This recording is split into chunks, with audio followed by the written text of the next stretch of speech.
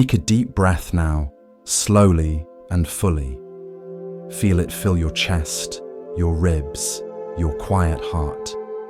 Find the way you wish to listen, resting, reclining, or sitting in still awareness. Let comfort find you. We spend much of life moving from one thing to the next, thought to thought, task to task. But Zen reminds us that peace hides not in the doing, but in the pause between all things. These stories live in that pause. They are not meant to be solved or remembered, but to be felt. If you wish, share where you're listening from, or what you hope to rediscover tonight. Maybe patience, maybe calm, maybe a truth you once knew, but forgot. The pause has already begun, and now we begin the story together. In a prosperous town, there was a merchant named Isamu who seemed to have everything a person could want. He owned the largest trading company in the region. His warehouses were full of goods from distant lands. His home was filled with luxuries. His closets overflowed with fine clothing. His tables were always laden with the best food. Yet Isamu was never satisfied. When he acquired a new property, he immediately began planning how to acquire the next one. When he closed a profitable deal, he was already anxious about the next quarter's numbers. When he purchased something expensive and rare, the pleasure lasted only until he heard about something even more rare that someone else owned. He was like a man dying of thirst at a banquet, surrounded by abundance but unable to drink. A traveling monk named Shin-en arrived in town one day and took up residence at the local temple. People came to him with their problems, and he offered what wisdom he could. His reputation reached Isamu, who decided to visit, not because he thought he had a problem, but because meeting a famous monk was another item to acquire, another experience to collect. "Monk Shinen," Isamu said, bowing respectfully, "I've heard you can help people find peace. Though I must tell you, I'm quite content. I just came to hear your wisdom for my own edification." Shinen looked at Isamu carefully, at his expensive robes, his distracted eyes, the way his fingers drummed constantly against his leg. "I see," the monk said. "Would you like some tea?" "Yes, that would be fine." Shinen prepared tea, but when he poured it into Isamu's cup, he poured very little, just barely enough to wet the bottom of the cup. "More, please," Isamu said, surprised. Shin-en poured another small amount. "That's not enough!" "Fill the cup." Shinen poured a bit more, but still left the cup mostly empty. "Why won't you fill my cup?" Isamu asked, irritated now. "Why won't you fill yours?" Shinen replied quietly. Isamu looked confused. "What do you mean?" "I don't have the teapot. You have warehouses of goods, rooms of treasures, accounts full of money. Your life's cup is overflowing, yet you sit there telling me it's not enough, demanding more. How is this different from asking me to fill a cup that's already full?" Isamu opened his mouth to argue, then closed it. He looked down at the barely filled teacup. "I'm going to tell you a story," Shinen said, setting down the teapot. "In Buddhist teaching, there are beings called hungry ghosts. They're depicted with huge, swollen bellies and tiny, narrow throats. They're always hungry because their enormous appetite can never be satisfied through their constricted throats. They're surrounded by food, but they can never eat enough to fill their vast emptiness." He poured a full cup of tea now and set it before Isamu. "You're not poor," Shinen continued. "You're not lacking in resources. but you're a hungry ghost nonetheless. You have the belly of enormous craving and the throat of acquisition that can never satisfy that craving. So no matter how much you accumulate, you remain empty. Isamu felt something uncomfortable stirring in his chest. He thought about the meal he'd eaten that morning. Expensive delicacies from across the sea. Had he even tasted them? He'd been thinking about a business deal the whole time, eating mechanically, barely noticing the food. How do I stop being a hungry ghost? He asked quietly. By noticing that you're trying to fill an emptiness with things that cannot fill it, Shinen replied. The emptiness isn't in your warehouses or your accounts. It's here. He touched his own chest. You feel this hole inside you, this sense of not enough. And you think more possessions, more success, more experiences will fill it. But they can't. You're trying to solve a spiritual problem with material solutions. So I should give everything away? Become poor? No. Poverty wouldn't solve your problem either. You'd just be a hungry ghost with empty hands instead of full ones.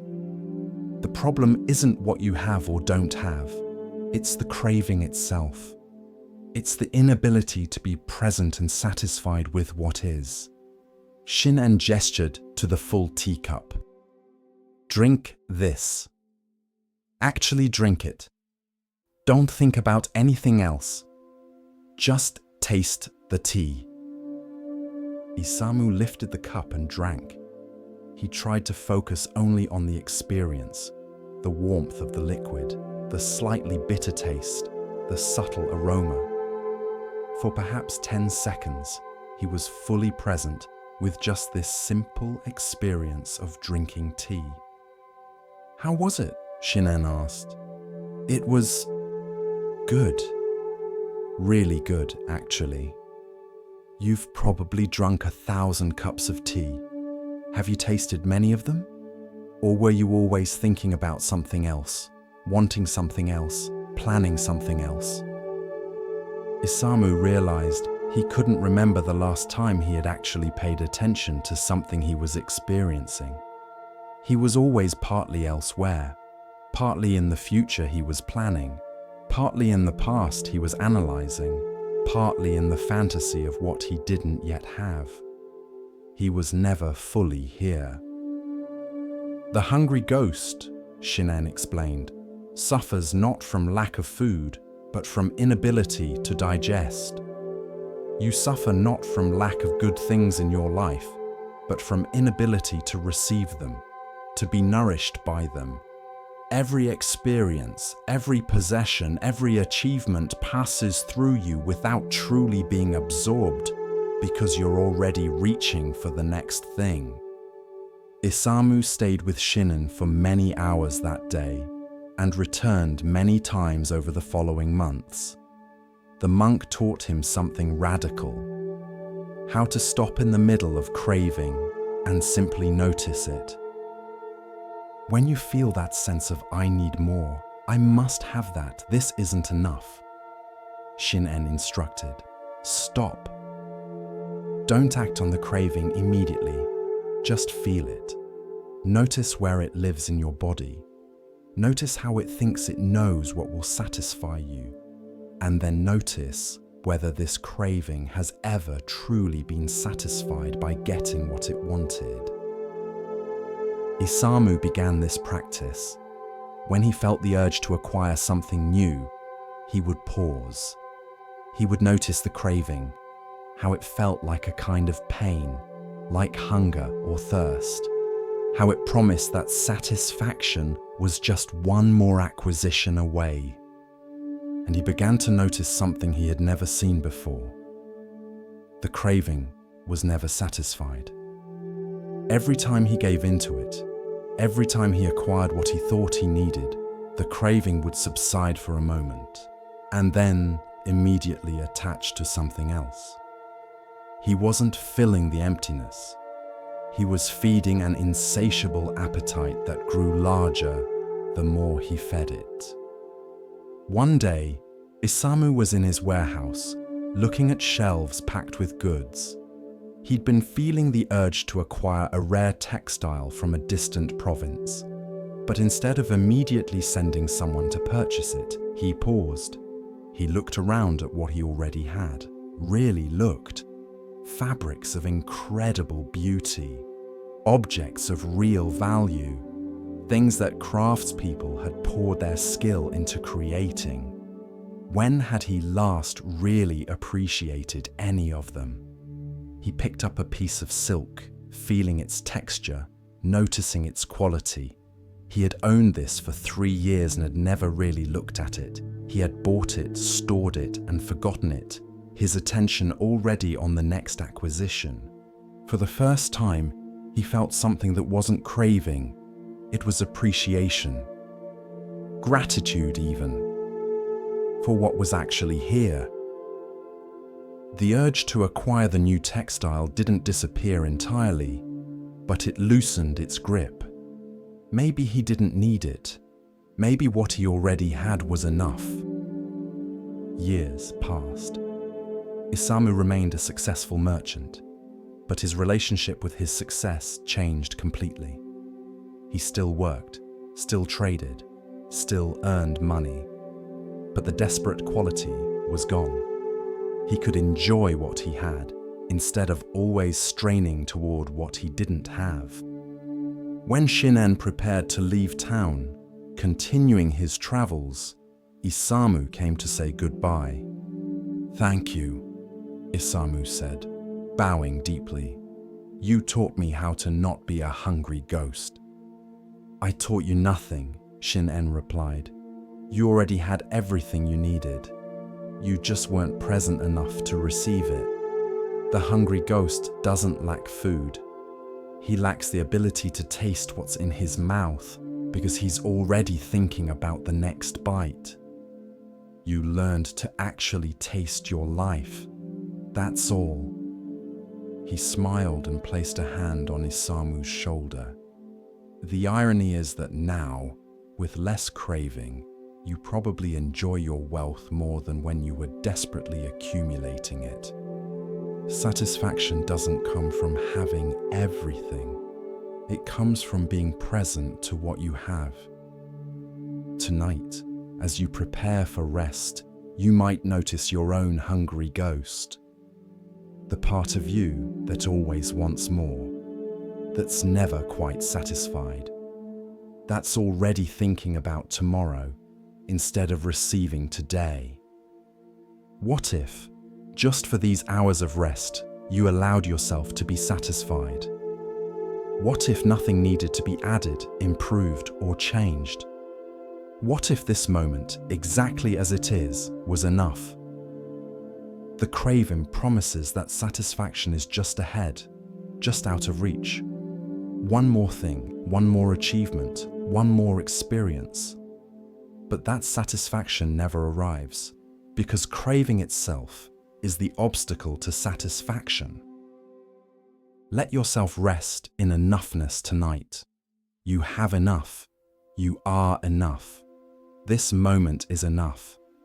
The hungry ghost can rest now.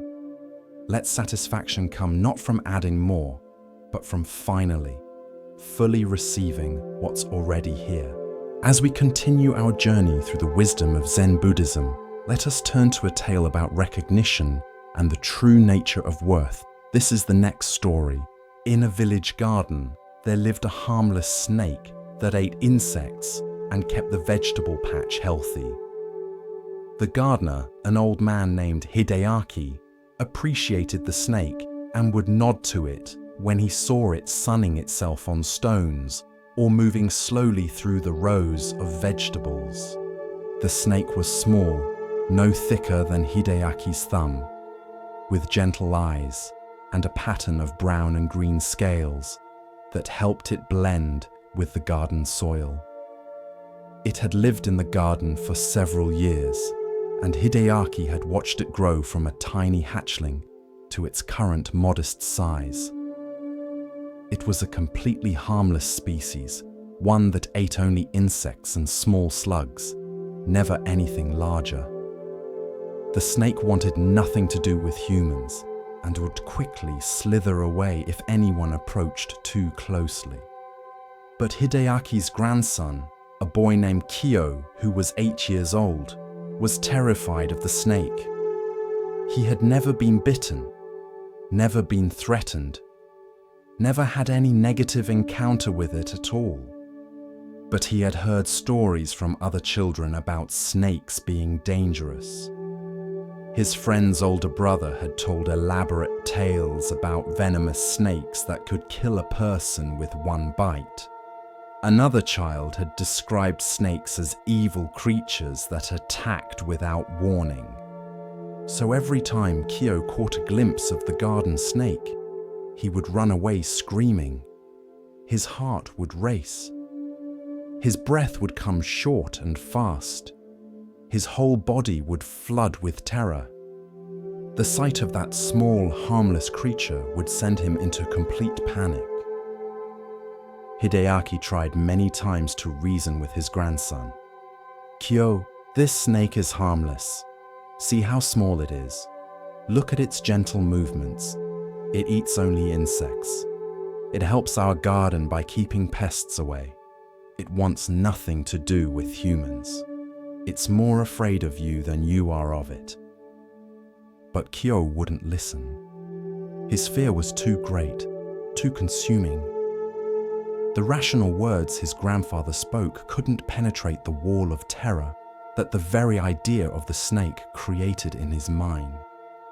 Logic had no power over the fear that gripped him. "But snakes are dangerous," Kyo would insist.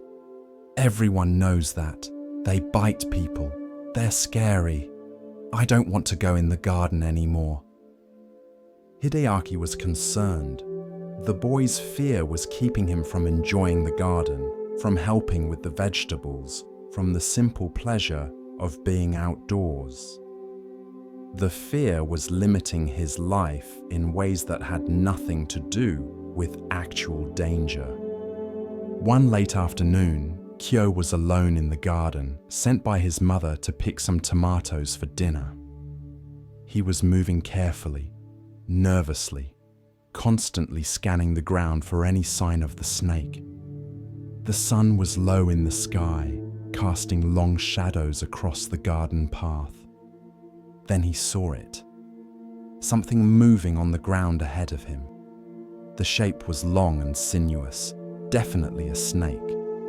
And this one was enormous, far larger than the small garden snake he had seen before. It must be a different snake, a dangerous one. The creature was at least as thick as his arm, maybe 6 or 7 feet long, moving slowly across the path. Terror seized Kyo completely. His legs locked. His breath stopped. His heart hammered so hard he could hear it in his ears. He couldn't scream, couldn't move, couldn't do anything but stare at this enormous serpent that was right in his path, blocking his way back to the house. The snake moved with a sinuous, menacing motion. Its body seemed to pulse and writhe. Kyo could see every detail of its threatening form, the dark color, the massive size, the way it seemed to be looking right at him, even though he couldn't see its head clearly. He stood there frozen, convinced he was about to be attacked, about to be bitten by this monster that had invaded his grandfather's garden. Minutes passed like hours. The snake continued its slow movement across the path, and Kyo remained paralyzed, watching it, unable to run or call for help. Finally, his grandfather came out of the house, having noticed that Kyo had been gone too long for such a simple errand. He found his grandson standing rigid with fear in the middle of the garden path, staring at the ground with eyes wide and face pale. "Kyo!" "What's wrong?" Hideaki called out, hurrying toward the boy. "A giant snake!" Kyo gasped, his voice barely a whisper. "Right there! Look how huge it is! Grandfather, be careful!" Hideaki looked where his grandson was pointing. He saw the small garden snake, the same one that had lived there for years, sunning itself on the path, as it often did in the late afternoon. It was no bigger than it had ever been, perhaps 8 inches long, completely harmless. And nearby, stretching across the path in the low-angled light of the setting sun, he saw the snake's shadow. The shadow was indeed enormous, at least 6 feet long and thick, cast long and dark by the horizontal rays of the sun. The shadow looked menacing, serpentine, threatening. But it was just a shadow. Hideaki understood immediately what had happened. His grandson had seen the shadow and thought it was the snake, or thought it was a different, much larger snake. The boy's fear had locked onto the shadow and convinced him that he was seeing a genuine threat. "Kyo," Hideaki said gently, "come here. Come stand next to me." But Kyo couldn't move. "I can't. The snake is in the way. It's huge, grandfather. It's dangerous." "Trust me," Hideaki said, his voice calm and steady. "Take my hand. I promise you're safe." Slowly, with trembling steps, Kyo moved toward his grandfather, keeping his eyes on the enormous snake the entire time, certain it would strike at any moment. Hideaki took his grandson's hand and led him closer to where the small garden snake lay on the path. As they approached, something remarkable happened. The shadow shortened. The closer they got, the smaller the shadow became. By the time they stood right next to the actual snake, which quickly slithered away into the vegetables, startled by their approach, the shadow was appropriately small, no more threatening than the creature that cast it. Kyo stared at where the snake had been, then at where its shadow had stretched across the path. His breathing was still rapid, his heart still pounding, but confusion was beginning to replace terror. "The shadow," he whispered. I thought the shadow was the snake, or a different snake, a huge one." "I know," Hideaki said, kneeling down beside his grandson. "Come, let me show you something." He picked up a stick from the ground, about the same size as the garden snake. In the low afternoon sun, he held it at different angles, casting its shadow on the path. When he held it close to the ground, the shadow was small. But when he held it higher, angled toward the sun, the shadow grew enormous, stretching across the entire path. "See?" Hideaki said. "Any small thing can cast a large shadow under the right conditions. The shadow tells you nothing about the actual size or danger of the thing. It just tells you about the light and the angle and your position relative to it." Kyo watched, fascinated despite his lingering fear, as his grandfather made the stick's shadow grow and shrink, made it look threatening or harmless just by changing the angle. "The snake didn't change," Hideaki continued. "It was always small and harmless. But the shadow changed based on the light, and you saw the shadow and thought it was showing you the truth about the snake. But shadows can lie, or rather, shadows can exaggerate. They can make something small look huge, something harmless look dangerous." He set down the stick and took both of Kyo's hands. "This is what fear does, grandson. Fear is like that low sun. It casts everything in shadow, making it look bigger and more dangerous than it actually is. The snake didn't change. Your perception of it changed based on angle, light, and most importantly, based on your expectation of danger. Over the following days, Hideaki worked with Kyo to help him understand not just the snake's shadow, but the nature of fear itself. He showed him how fear distorts perception, how it takes small threats and makes them seem enormous, how it turns harmless things into monsters. They did experiments together. In the late afternoon, when the sun was low, they would put various objects on the path and observe their shadows. A small toy mouse cast a shadow that looked like a large rat. A thin branch cast a shadow that looked like a serpent. A butterfly landing on a stone cast a shadow that seemed to flutter and pulse menacingly. Everything looks more threatening in shadow, Hideaki explained. And fear puts everything in shadow. When you're afraid, your mind sees threats everywhere. It exaggerates the size of dangers. It interprets ambiguous things as dangerous. It casts everything in the worst possible light, just like this low sun casts everything in exaggerated shadow. Kyo was beginning to understand. So when I'm afraid, I see shadows instead of real things.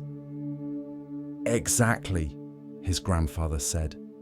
The fear came first, from the stories you heard, from the ideas you had about snakes being dangerous. Then, because you were already afraid, when you saw something that could be a snake, your fear made it look as threatening as possible. The shadow confirmed what you already feared. But it wasn't showing you reality, it was showing you your fear. They began a daily practice. Each afternoon, when the shadows were long, Kyo would go into the garden with his grandfather. They would look for the snake, and when they found it, they would observe both the snake and its shadow. Kyo would practice seeing them as separate things. The actual snake, small and harmless, and the shadow, which could be large or small depending on the light and angle. Slowly, over weeks, Kyo's fear began to diminish. He learned to check his first perception. When something looked threatening, he would ask himself, am I seeing the thing itself, or am I seeing its shadow? Am I responding to actual danger, or to fear's distortion of reality? One day, Kyo was in the garden alone when he saw the snake. His first impulse was still fear, that instant clench of his heart, that flash of terror. But now, he had tools to work with that fear. He stopped, took a breath, and looked more carefully. The snake was small, as it had always been. It was moving slowly through the lettuce, eating small insects. Its shadow in the bright midday sun was tiny and non-threatening. There was nothing here to fear. The actual snake was harmless. The shadow his fear had been casting was the real threat. Kyo didn't run. He watched the snake for several minutes, observing its gentle movements, the way it went about its business without any attention to him. He felt his fear dissolving, replaced by curiosity, and even a kind of appreciation. This creature was part of the garden's ecosystem, helpful and harmless. When he told his grandfather about this encounter, Hideaki smiled with deep satisfaction. You've learned something that will serve you far beyond this garden, he said. You've learned to distinguish between actual threats and the shadows that fear casts. Most of what frightens us in life is shadows, not substance. As Kyo grew older, he found this lesson applied to many areas of his life. When he was worried about starting at a new school, He recognized that his fear was casting shadows, making the unknown seem more threatening than it actually was. When he was anxious about speaking in front of his class, he understood that his imagination was creating enormous shadows of embarrassment and failure that were far larger than any actual consequence. He learned to ask himself the questions his grandfather had taught him. What is the actual thing I'm afraid of? How big is it really? And how much of what I'm seeing is the shadow cast by my own fear? Years later, when Kyo was a young man, he returned to his grandfather's garden. The old snake had long since died, but its descendants still lived there, keeping the garden healthy. Kyo could watch them without fear, even appreciate their elegant movements and their important role in the garden's balance. A neighbor's child was visiting, a little girl who was terrified of the snakes. She screamed when she saw one, just as Kyo had done years before. And Kyo found himself repeating his grandfather's lesson, showing her how the afternoon sun cast long shadows, demonstrating how fear makes small things look huge. The shadow is not the thing, he told her, using the same words his grandfather had used with him. Your fear shows you shadows and tells you they're real, but if you look more carefully, if you change your angle, if you step closer, you'll see the actual thing is much smaller than its shadow suggests. He showed her the small snake, harmless and gentle, and then its exaggerated shadow in the late afternoon light. He helped her understand that she had been responding to the shadow of her own fear, not to any actual danger.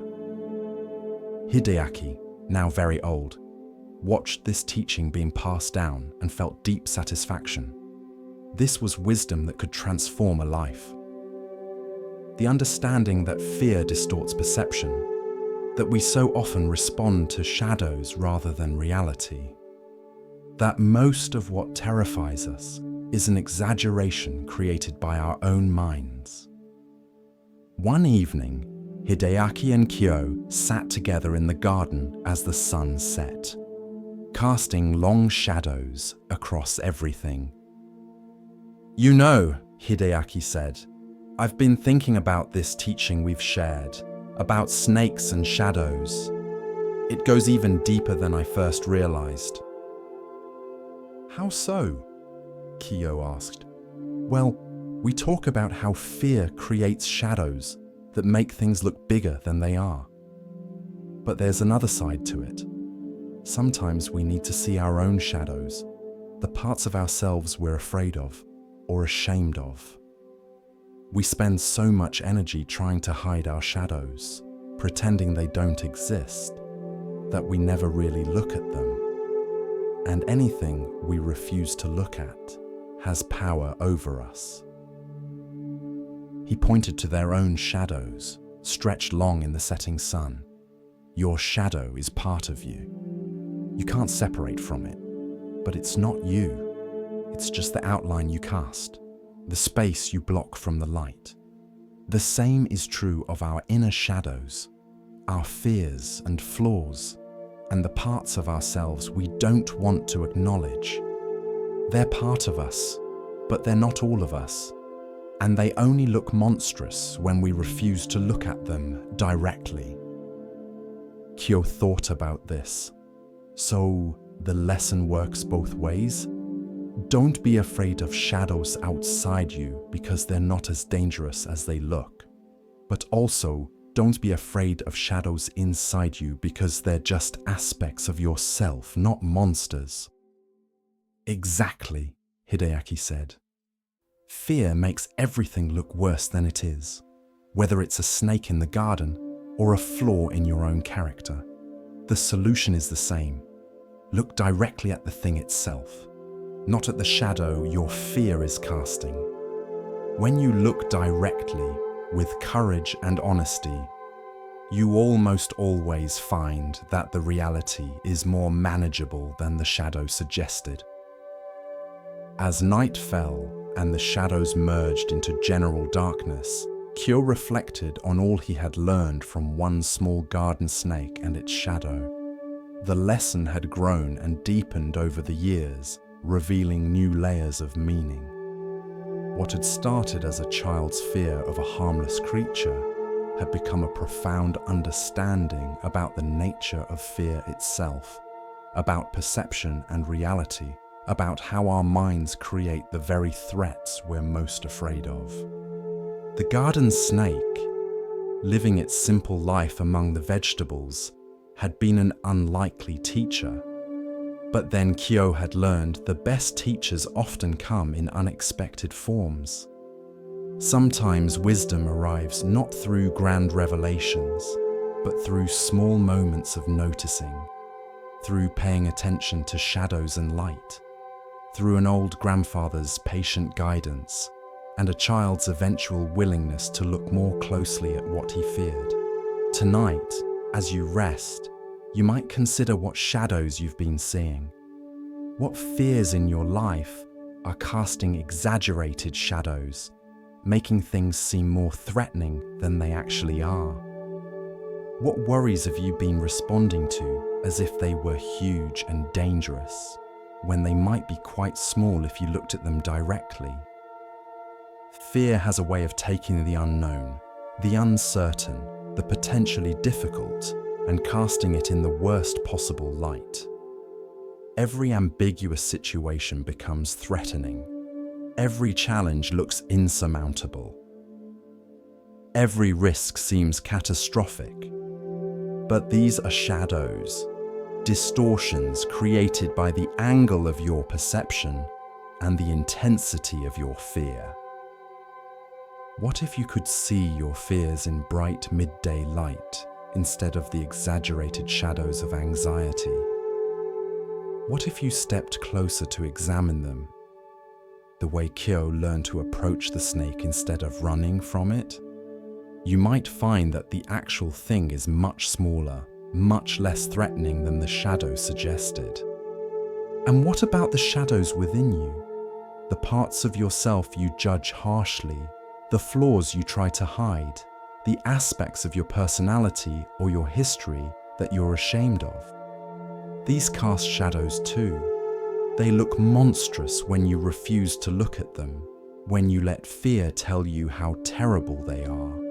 But when you turn toward them with courage, when you examine them directly instead of avoiding them, you often find they're just human, just part of being alive, just aspects of yourself that need acknowledgement, not judgment. Rest now in the understanding that most of what frightens you is shadow, not substance.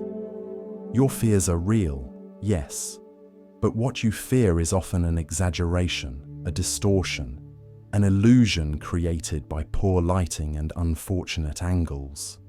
The actual challenges you face are manageable.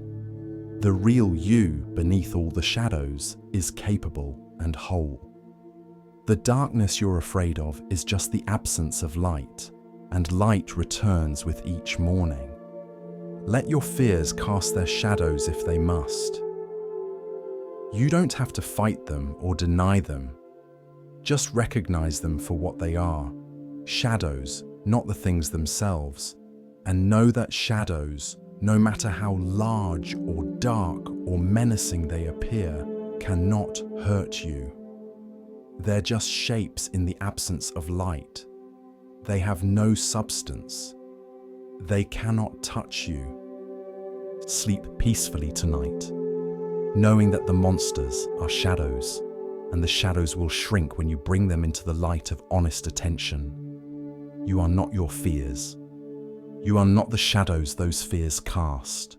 You are the awareness that can see both the thing and its shadow, that can distinguish between actual danger and exaggerated perception, that can step closer and discover again and again that what looked huge from a distance is quite small, up close.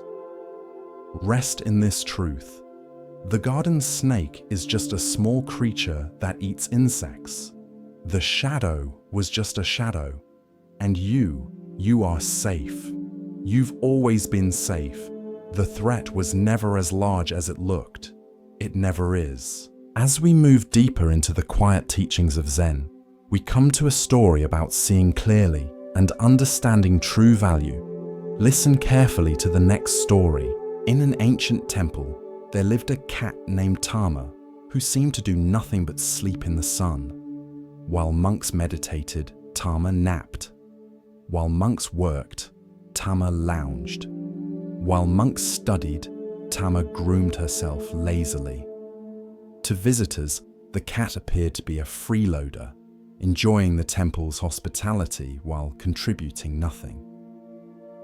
A new abbot arrived at the temple, a young man named Ryokan, who believed in efficiency and purpose. He was troubled by the cat's apparent uselessness. "That cat does nothing," he complained to the senior monks. "She just sleeps and eats. Why do we keep her?" The senior monks smiled but said nothing. They had learned long ago that Tama's purpose wasn't obvious to everyone immediately. Ryokan decided the cat had to earn her keep. He began assigning her duties: chase mice in the storage rooms, patrol the gardens for pests, anything productive. But Tama ignored these assignments. She continued her routine of sleeping in sunny spots, occasionally stretching, maintaining her serene presence. Frustrated, Ryokan announced his intention to find the cat a new home. "We cannot justify feeding an animal that serves no purpose." That very night, as if to prove his point, mice invaded the temple's grain storage. Ryokan rushed to wake the cat, to put her to work catching these pests. But he couldn't find her. She wasn't in any of her usual sleeping spots. Then he heard it. A soft, steady purring coming from the storage room. He opened the door and found Tama sitting perfectly still in the center of the room. She wasn't chasing mice. She wasn't even moving. She was just sitting, present, alert, purring quietly. And there were no mice in the room. Ryokan could hear them in the walls, could hear them trying to enter, but none crossed the threshold where Tama sat. Her mere presence, her calm watchfulness, was keeping them at bay. She didn't need to chase them. She didn't need to kill them. She just needed to be there. Ryokan watched for over an hour. Tama never moved, never broke her meditation. She was like a guardian statue, her presence creating a boundary that mice instinctively wouldn't cross. Finally, as dawn approached, she stood, stretched, and calmly walked out of the storage room, heading for her favorite sunny spot. The senior monks found Ryokan standing in wonder. "She does have a purpose," he said quietly. "Yes," one of the senior monks replied, "but not the purpose you imagined. You wanted her to chase and hunt. You wanted visible action, measurable productivity. But Tama's gift is presence. She protects through being, not through doing. The mice sense a predator and stay away. She doesn't have to work hard. She just has to be what she is." Another monk added, "We tried to train cats before Tama. Cats that were energetic hunters, always chasing, always catching. But they disturbed the temple's peace. They left dead mice everywhere. They were exhausting to live with. Tama protects quietly, peacefully, just by being present. Her seeming laziness is actually perfect efficiency." Ryokan bowed to the cat, who had settled into a patch of morning sun and was already falling asleep. "Forgive me, Tama. I judged your worth by my standards, instead of understanding your actual purpose. From that day forward, Ryokan looked at everything in the temple differently. The old plum tree that no longer bore fruit, he had planned to cut down. But the monks showed him how its branches were perfect for birds to nest in, how its shade cooled the meditation hall on summer days, how its twisted trunk was beautiful in a way that useful, productive trees never were. Its purpose wasn't production, its purpose was beauty and shelter. The ancient bell that was cracked and no longer rang clearly, he wanted to replace. But the monks explained that its imperfect tone was beloved, that its crack created a unique sound found nowhere else, and that generations of monks had learned to meditate to this particular tone. Its flaw was actually its distinction. The novice monk who seemed slow at learning, whom Ryokan had considered asking to leave, turned out to be extraordinarily patient with visitors, able to sit with grieving people for hours without becoming uncomfortable. His slowness at intellectual tasks was balanced by his gift for compassionate presence. "I've been judging everything by a narrow standard," Ryokan confessed to the senior monks. "Productivity, efficiency, obvious usefulness, but the temple isn't a business, it's an ecosystem. Everything has its place, its purpose, even if that purpose isn't immediately obvious or doesn't fit conventional measures of value." He spent hours watching Tama, learning from her. She seemed to do nothing, yet her presence maintained order. She appeared lazy, yet she was perfectly alert when needed. She looked like a burden, yet she contributed essential value. She taught that being can be as important as doing, that presence can accomplish what action cannot, that some purposes are served by appearing purposeless. One day, a wealthy donor visited the temple and was offended to see a cat sleeping on expensive cushions in the main hall. "Why do you allow this animal such privilege? She produces nothing." Ryokan smiled and told the story of Tama and the mice. She produces protection through presence. She contributes peace through her serene being. Her value can't be measured in conventional terms, but it's real and essential. She teaches us that purpose isn't always about production or visible action. Sometimes purpose is about simply being what you are, fully and completely in the right place. The donor looked skeptical, so Ryokan continued. "You're a wealthy merchant. You measure value in terms of production, profit, and tangible results, but not everything valuable can be measured that way. How do you measure the worth of beauty, of peace, of a presence that prevents problems rather than solving them? Tama's purpose is subtle but essential. Without her, we would have chaos. With her, we have order. That she achieves this through napping rather than through frantic activity doesn't diminish her contribution." Years passed, and eventually Tama grew old and died. The monks gave her a funeral with full honors, acknowledging her years of service.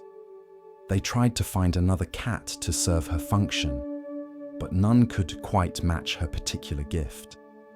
Some cats were too aggressive, chasing everything and disturbing the peace. Others were too passive, failing to maintain the protective presence that Tama had embodied. Finally, they found a cat with Tama's quality, a calm, serene presence that protected through being rather than doing. This cat they named Tama II, and she took up residence in the sunny spots her predecessor had loved, continuing the tradition of purposeful purposelessness. Ryokan, now an old man himself, would often sit with the new Tama and remember the lessons the original had taught him. Every being has its place in the whole, he would tell young monks, but that place might not look like what we expect. Purpose isn't always about obvious productivity. Sometimes it's about being present, being yourself, contributing in ways that aren't measurable but are nonetheless essential. He would point to the sleeping cat. Tama teaches us not to judge too quickly, not to assess worth by narrow standards, not to dismiss what we don't immediately understand. She teaches us that the temple, like all of life, is an ecosystem where even the apparently useless serves a purpose, where presence matters as much as action, where being is as valuable as doing. Tonight, as you rest, you might consider your own purpose. Perhaps you've been judging yourself by standards that don't fit what you actually are. Perhaps you've been trying to be productive in ways that go against your nature. Perhaps you've been dismissing your own value because it doesn't fit conventional measures. What if your purpose, like Tama's, is partly about presence, about being what you are, where you are, contributing value that isn't always visible or measurable?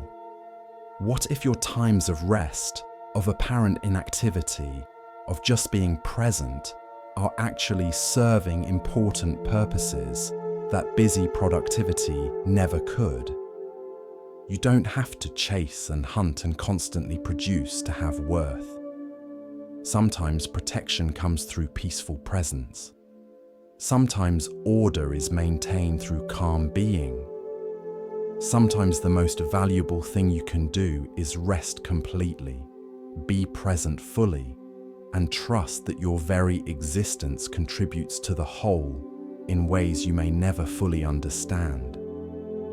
Sleep now like Tama, knowing that even in sleeping, you serve a purpose.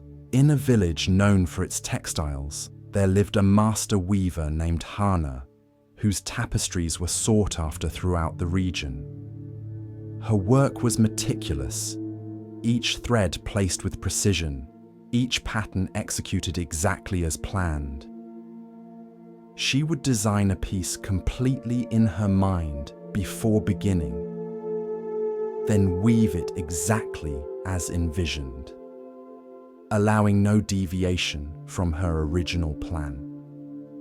One day, Hana was working on her most ambitious piece yet, a large tapestry commissioned by a wealthy patron. She had been weaving for 3 weeks, and the pattern was emerging beautifully, exactly as she had planned it. The colors flowed in perfect harmony, the design unfolding with mathematical precision. Then disaster struck. As she reached for a spool of thread, her elbow knocked over a cup of tea. The liquid spilled across her loom, soaking into the partially completed tapestry and breaking several threads. Hana stared at the damage in horror. Weeks of work, ruined. The pattern disrupted. The threads broken in places she hadn't planned. Her carefully designed vision, destroyed by one careless moment. Her first impulse was to tear it all down and start over. But the patron needed the piece in 2 weeks, and starting over would make meeting the deadline impossible. She would have to work with the damaged tapestry somehow. For a full day, Hana sat before the loom, paralyzed by frustration and disappointment. She kept seeing the tapestry as it should have been, comparing it to the broken reality before her. Every time she looked at the damaged sections, she felt her failure. Finally, her grandmother, who had taught Hana to weave, came to visit. The old woman looked at the damaged tapestry for a long time, saying nothing. "It's ruined," Hana said miserably. "All my planning, all my vision, destroyed." Her grandmother touched one of the broken threads gently. "Or changed," she said. "Ruined and changed are not the same thing." "But it's not what I planned. The pattern is broken." "Then make a new pattern," her grandmother said simply. "One that includes the break. Use the interruption as part of the design rather than fighting against it." Hannah wanted to argue, wanted to insist that the original plan was the only right way. But she looked at her grandmother's eyes, which had seen 70 years of life's interruptions and changes, and stayed quiet. "When I was your age," her grandmother said, settling into a chair, "I believed that good weaving meant perfect execution of a predetermined plan. Any deviation was failure. Any interruption was disaster. I would throw away pieces that didn't match my vision, even if they were beautiful in their own way." She smiled, remembering. "Then one year, I was weaving a ceremonial cloth for a temple. I had planned an elaborate pattern of lotus flowers, but halfway through, I became very ill. I couldn't work for 2 months. When I finally returned to the loom, I had forgotten exactly what I'd planned. My hands had changed from the illness. My eyes saw colors slightly differently. I couldn't recreate my original vision even if I tried." "What did you do?" Hannah asked. "I wept at first," her grandmother admitted. "I felt like I had failed. But then I started weaving again, not trying to force my memory of the original plan, but responding to what was actually there on the loom. Where I had forgotten the exact pattern, I improvised. Where my hands moved differently, I let them. Where my changed eyes saw colors differently, I trusted them." She leaned forward, and you know what? That piece became the most celebrated work I ever created. People still talk about it. They say it has a quality that my other work doesn't have, a kind of depth and authenticity. Because it wasn't just my plan executed perfectly. It was my plan interrupted by life, changed by circumstance, transformed by letting go of control. Hannah looked at her damaged tapestry with new eyes. What if she stopped seeing it as her failed plan and started seeing it as an opportunity? What if the broken threads weren't mistakes but invitations to create something she never would have imagined? She began to weave again, but differently. Where threads were broken, she wove in new colors, creating unexpected contrasts. Where the pattern was interrupted, she let it flow in new directions. Where tea stains had discolored sections, she added complementary shades that made the stains look intentional, like watercolor washes. The work became a dialogue between her original plan and the accidents that had interrupted it. She found herself excited by this conversation, by the surprise of not knowing exactly what would emerge, by the creativity required to work with interruption rather than against it. 2 weeks later, when she delivered the finished tapestry to the patron, she held her breath. It was not what she had promised. It was not what anyone had expected. The patron stared at it for a long time. Hannah prepared herself for disappointment, perhaps even for the commission to be rejected. Then the patron turned to her with tears in his eyes. "This is extraordinary," he said quietly. "It's unlike anything I've ever seen. There's something alive about it, something that speaks of real life rather than perfect planning. This pattern here, these unexpected color changes, this flow that seems both intentional and spontaneous. How did you create this?" Hannah told him the truth. About the spilled tea, the broken threads, the ruined plan, the choice to work with the damage rather than starting over. The patron listened and nodded slowly. So this beauty came from accident and interruption, from things going wrong, from embracing what went wrong, Hannah clarified, from letting the interruption become part of the design rather than the enemy of it. The patron hung the tapestry in the place of highest honor in his home. People came from distant cities to see it. They would stand before it and feel something they couldn't quite name, a quality of authenticity that perfectly planned and executed works somehow lacked.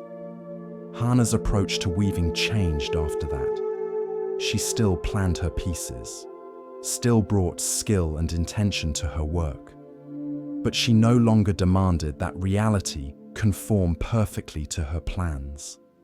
When threads broke, when colors ran differently than expected, when her hands moved in ways she hadn't intended, she learned to see these interruptions as collaborators rather than enemies.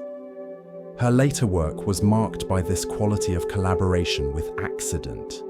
She became known for tapestries that felt alive, that contained both intention and surprise, that spoke of a weaver who had learned to dance with interruption rather than fight against it.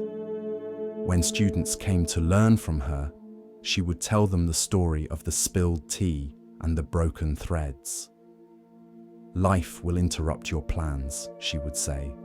This is not a problem to solve, but a truth to accept.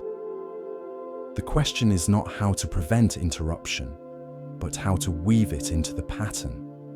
How to let it teach you, change you, take you places your plan never would have gone. She would show them her most celebrated piece, the one born from disaster. This taught me that my plans are not sacred, they're just starting points.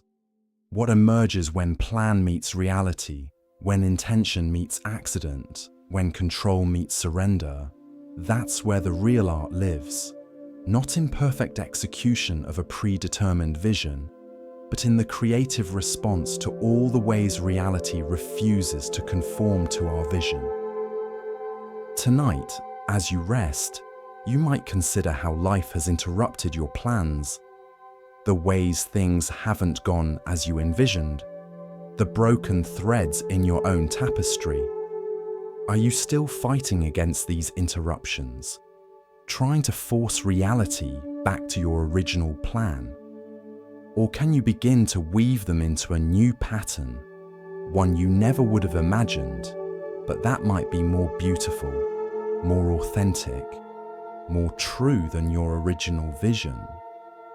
Your life is not a failed plan. It's a collaborative creation between your intentions and reality's interruptions.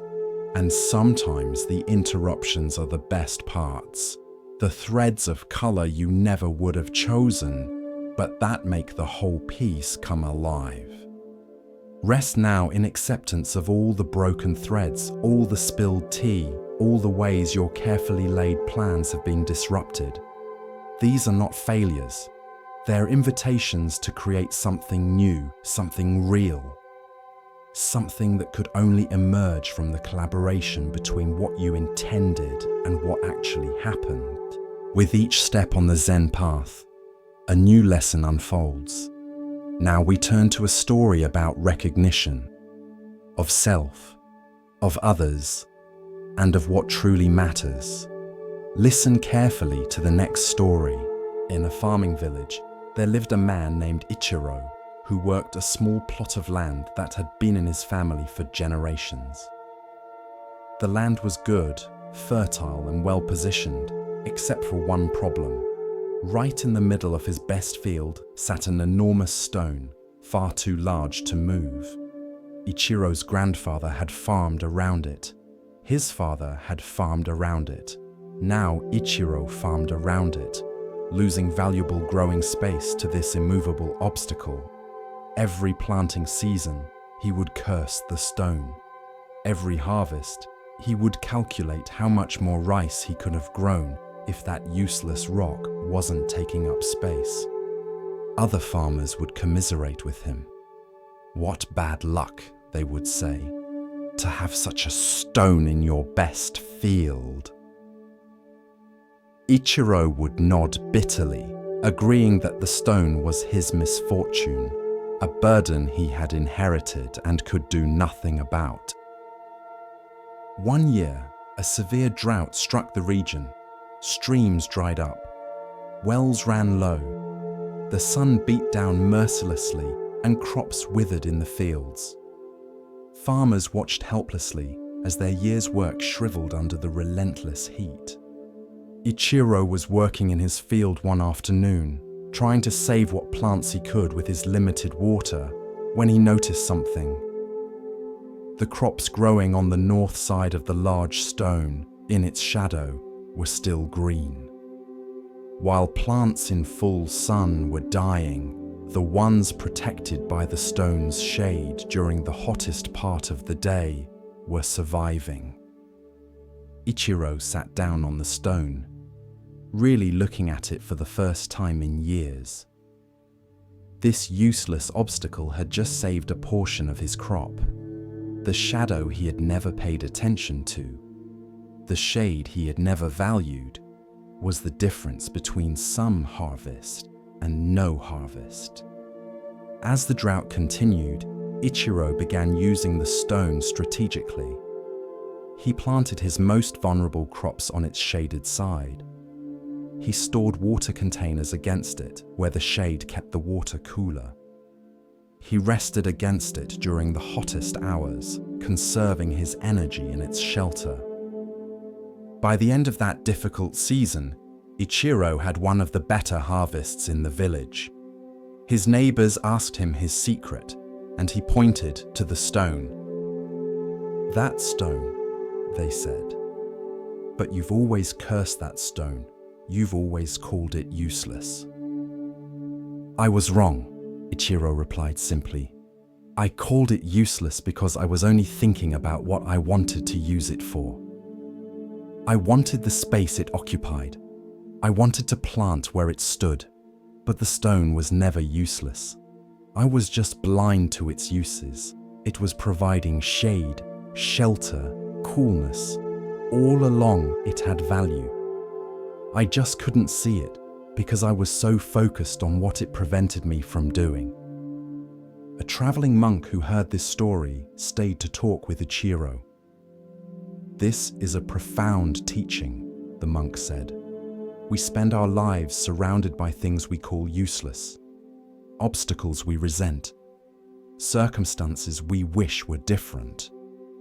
But often these things have value we don't recognize because we're only looking at them from one angle, in one season, for one purpose." Ichiro nodded. "I spent 20 years hating that stone, 20 years of resentment and frustration. And all that time, the stone was just being stone. It wasn't trying to hurt me. It wasn't deliberately in my way. It was just there, and it had qualities I never bothered to notice because I decided from the beginning that it was an obstacle." The monk smiled. "The stone didn't change. Your circumstances changed, which changed what you needed, which changed what you could see. In seasons of plenty, shade seems worthless. In drought, it becomes precious. The stone's value was always there. You just needed different eyes to see it." Over the following years, Ichiro's relationship with the stone completely transformed. He built a small shelter against it, where he could rest during work. Children from the village would play on it, climbing its sides. His wife would hang, washing on lines attached to it, using its height and the wind that flowed around it to dry clothes quickly. In winter, its mass absorbed sun during the day and radiated warmth in the evening. The stone that had seemed like nothing but an obstacle became the center of the farm's life. Ichiro would sit against it in the evening, feeling its sun-warmed surface against his back, and marvel at his former blindness.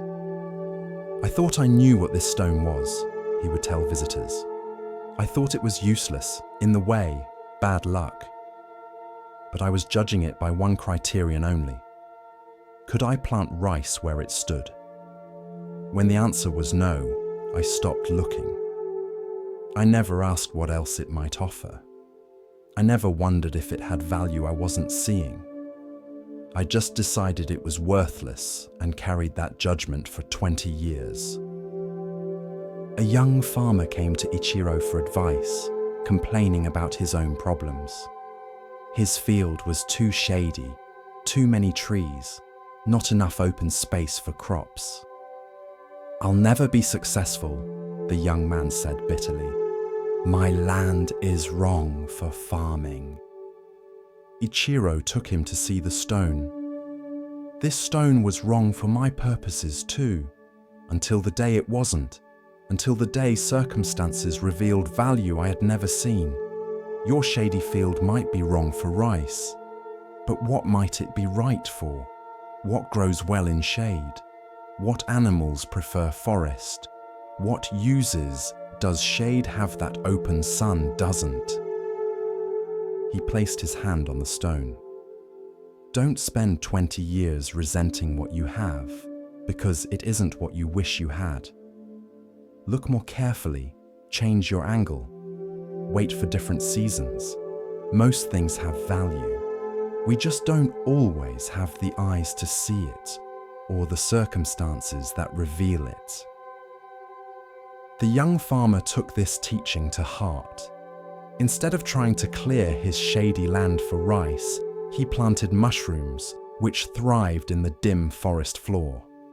He kept bees, which loved the diverse flowers that grew in the dappled light.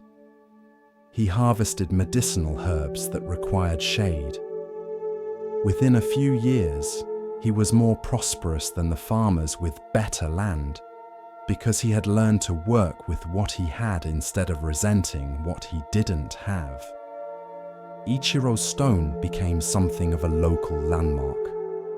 People would visit it, touch it, and remember to look at their own lives differently. What obstacles were they carrying resentment toward? What circumstances were they calling useless or unfortunate? What value might be present that they hadn't yet recognized?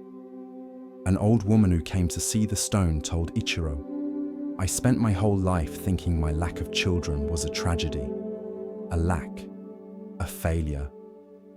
But in my old age, I realized it gave me freedom to help many children in the village, to be a grandmother to dozens of families. What I thought was missing created space for something I never planned. Like your stone, my childlessness had value I couldn't see until I stopped judging it as purely negative." Tonight, as you rest, you might consider the stones in your own field, the obstacles you resent, the circumstances you wish were different, the qualities about yourself you judge as useless or wrong. What if these things have value you haven't yet recognized? What if they're serving purposes you can't see from your current angle? You don't have to love your obstacles or pretend difficulties aren't difficult, but you might hold judgment more lightly. This thing you call useless might be providing shade you've never noticed.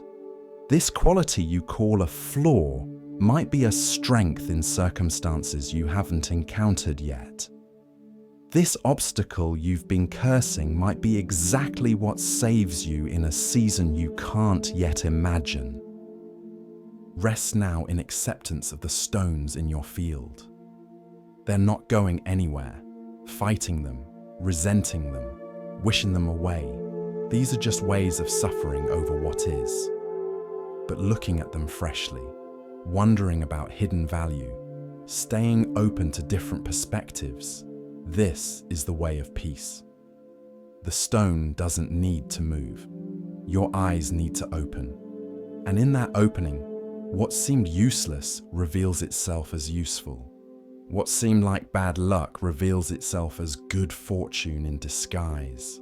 In a Zen monastery, there lived a cat named Tama. She wasn't officially part of the monastery, but she'd appeared one day as a kitten and simply stayed. The monks fed her, and she repaid them by keeping the grain stores free of mice. What made Tama remarkable wasn't her mousing ability, though she was excellent at that. What made her remarkable was her complete lack of striving. While the monks sat in meditation, working hard to concentrate, fighting against wandering thoughts, trying to achieve insight, Tama would simply curl up in a patch of sunlight and sleep. A young monk named Takashi found this irritating. He would sit on his cushion, his back straight, his mind churning with effort, trying so hard to be present, to be mindful, to reach enlightenment. Meanwhile, Tama would lie there purring, completely relaxed, not trying to accomplish anything. "Master," Takashi said one day to the abbot, "why does the cat get to sleep during meditation, while we must practice so hard?" The abbot, whose name was Hakuin, smiled. "The cat is already practicing." "How?" "She's just sleeping." "Watch her more carefully," Hakuin suggested. Takashi observed Tama over the following days. He noticed that when she was sleeping, she was completely sleeping, not thinking about the past or worrying about the future, not trying to sleep better or wondering if she was sleeping correctly, just fully, utterly, perfectly asleep in each moment. When Tama woke, she would stretch completely, every muscle engaged and then released. When she groomed herself, she was entirely absorbed in grooming. When she sat in the sun, she was purely present to sunlight and warmth. When she chased a mouse, she was nothing but chase, no thought about success or failure until the moment was over. She never tries to be anywhere other than where she is, Hakuin explained. When she sleeps, she doesn't wish she were hunting. When she hunts, she doesn't think about sleeping. She is fully present to each activity without this constant mental struggle you humans engage in. "But we're trying to achieve enlightenment," Takashi protested. "We have to work hard, practice diligently." "Work, yes, hard. Perhaps not in the way you think." Hakuin gestured to the sleeping cat. "Tama catches more mice than any cat I've known, but she never seems to be trying hard. When the moment comes, she acts completely. Then she rests completely. She doesn't carry the hunting into the resting, or the resting into the hunting. Each moment is full and complete." He looked at Takashi directly. "You sit on your cushion trying so hard to meditate that you forget to actually meditate. You're so busy trying to be present that you're not present. You're striving for effortlessness, which is a contradiction." Takashi didn't fully understand, but he kept watching Tama. He noticed that she never seemed anxious. She didn't worry about whether she was a good enough cat. She didn't compare herself to other cats. She didn't have goals about becoming a more enlightened cat. She simply was what she was, doing what she did, moment by moment, without the overlay of mental struggle. One day during meditation, Takashi's mind was particularly agitated. Thoughts flew through like startled birds. He tried harder to concentrate, which only made his mind more turbulent. He tried to force his thoughts to stop, which made them multiply. He was exhausted from the effort of trying to meditate. Then he noticed Tama sleeping nearby. Her breathing was deep and easy. Her body was completely relaxed. She wasn't trying to sleep in any particular way or worried about the quality of her sleep. She was just sleeping. Something shifted in Takashi. What if he stopped trying so hard? What if he just sat the way Tama just slept, not trying to be enlightened, not working towards some goal, just being present to sitting itself? He relaxed his shoulders. He stopped fighting with his thoughts. He let his breath move naturally instead of trying to control it.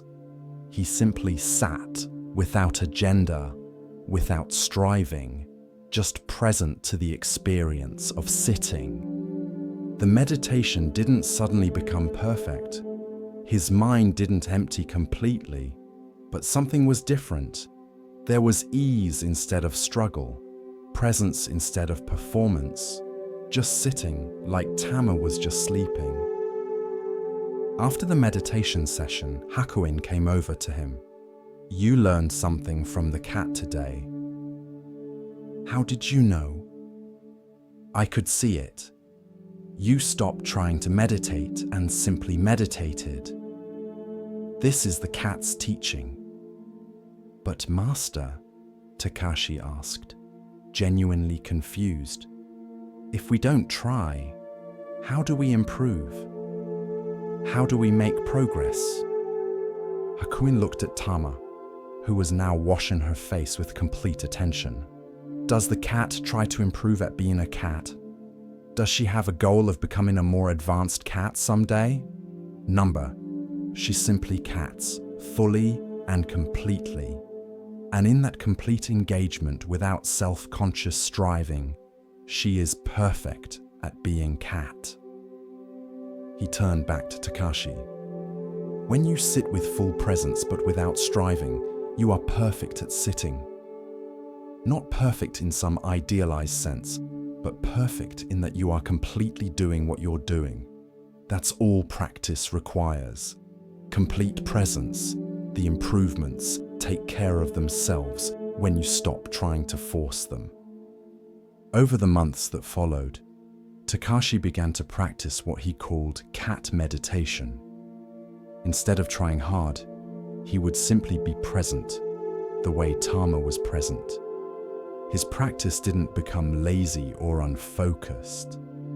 Actually, it became more focused, but without the tension of trying, like Tama hunting, completely engaged, but not strained.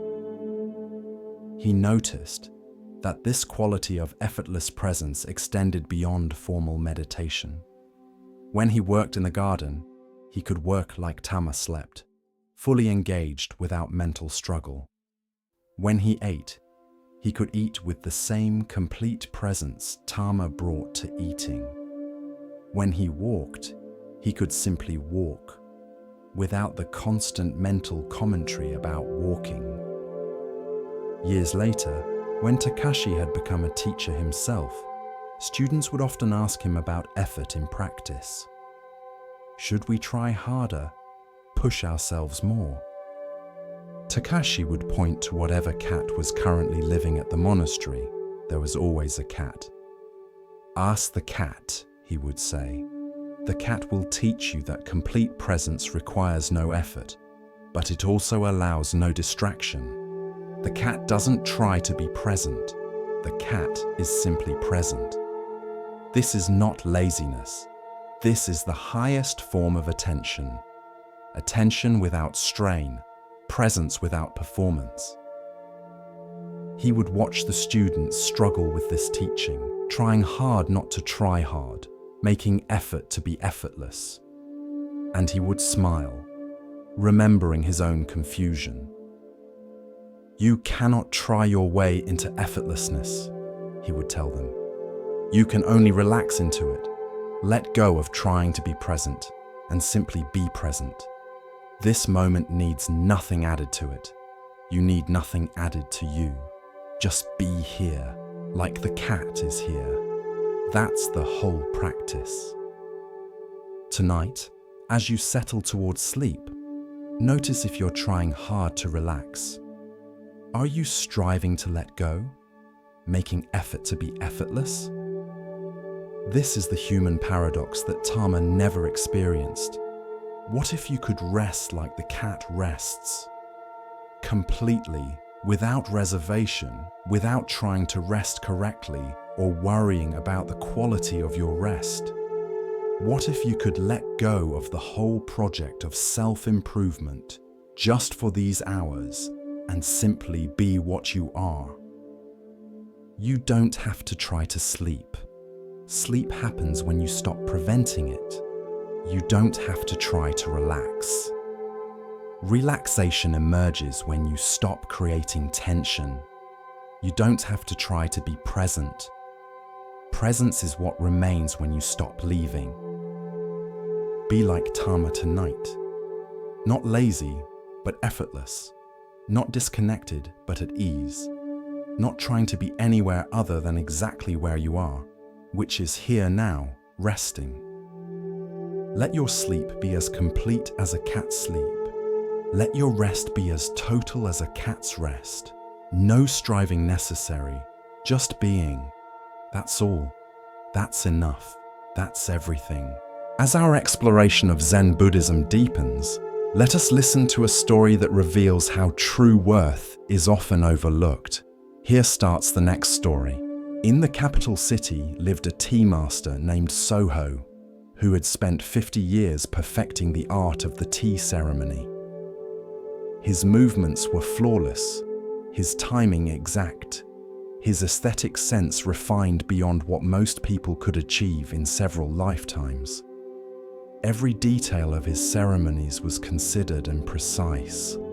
The angle of the bowl, the temperature of the water, the moment to pass the tea, the positioning of each implement. Soho's ceremonies were legendary. People would wait years for an invitation to attend. Wealthy patrons offered fortunes to have Soho perform ceremonies for their guests. Other tea masters studied his techniques, trying to replicate his perfection. But Soho himself had grown troubled. Despite his technical mastery, despite the acclaim, he felt his ceremonies had become performances rather than genuine expressions of tea mind. He was so focused on executing each movement perfectly that he had lost connection to the spirit beneath the movements. His ceremonies were flawless, but somehow empty. On his 70th birthday, Soho decided to retire from public ceremonies. He would perform one final tea ceremony, a farewell to his long career, and then step away to live simply in a small temple. He prepared meticulously for this final ceremony. He invited only his closest students and a few respected elders who had followed his work for decades. He selected implements he had used for years, choosing each for its history and meaning. He practiced the movements daily in the weeks leading up to the ceremony, ensuring everything would be perfect. The day of the ceremony arrived. Soho entered the tea room with his usual grace, began with his usual precision. His guests watched in respectful silence, knowing they were witnessing a master's final performance. Then, midway through the ceremony, something unexpected happened. As Soho reached for the tea bowl, his hand trembled slightly. Whether from age, emotion, or simple nervousness, he couldn't say. The tremor caused him to fumble the bowl. It didn't fall or break, but his grip was clumsy, his movement awkward. The flow of the ceremony was disrupted by this imperfect moment. Soho's first instinct was mortification. After 50 years of perfect execution, his final ceremony was marred by a clumsy mistake. But then something shifted in him. The mistake had broken his focus on perfection, and in that break, he suddenly felt present in a way he hadn't been during a ceremony in years. He picked up the bowl, not with perfect grace, but with simple honesty, with the actual movement of an old man holding a bowl. He continued the ceremony, but something had changed. He was no longer performing perfectly. He was just making tea, sharing tea, being present with his guests.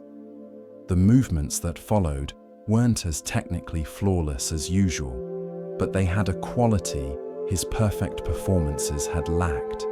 They were real. They were Soho actually being here, making tea, connecting with his guests, rather than Soho executing a perfect reproduction of the tea master role. When the ceremony ended, there was a long silence. Then one of the elder guests spoke. "That was the finest tea ceremony I have ever experienced." Soho was confused. "But I made mistakes. The execution wasn't clean." "The execution was finally clean," the elder replied. "Clean of performance, clean of ego, clean of the need to be perfect. For the first time in decades, I saw you actually making tea rather than demonstrating how tea should be made. Your fumble was the most important moment of the ceremony. It dropped you out of performance and into presence." Another guest agreed. "I've attended 6 of your ceremonies over the years. They were all technically superior to today's. But this one touched me in a way the others never did. The imperfection made it human. It made it real. It made it about tea rather than about perfection." Soho sat with this feedback for a long time. He realized that his 50-year pursuit of perfect execution had taken him away from genuine expression. He had become so skilled at performing the tea ceremony that he had forgotten how to simply make tea with presence and care. "I thought mastery meant perfect execution," Soho told his students later. "I thought the goal was to perform each movement so exactly that no flaw could be found. But that kind of mastery is dead. It's impressive but not alive. Today, when I fumbled and had to let go of perfection, I finally rediscovered what tea ceremony is actually about. Presence, connection, the simple act of sharing tea with other humans." He looked at his hands, still slightly trembling. "These old hands that made a mistake taught me more than 50 years of perfect practice. They taught me that perfect execution becomes perfect only when you stop trying to perfect it, when you let go of performance and sink into presence."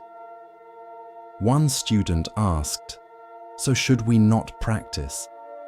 Should we not work toward technical excellence?" "Practice," Soho replied. "Develop your technique.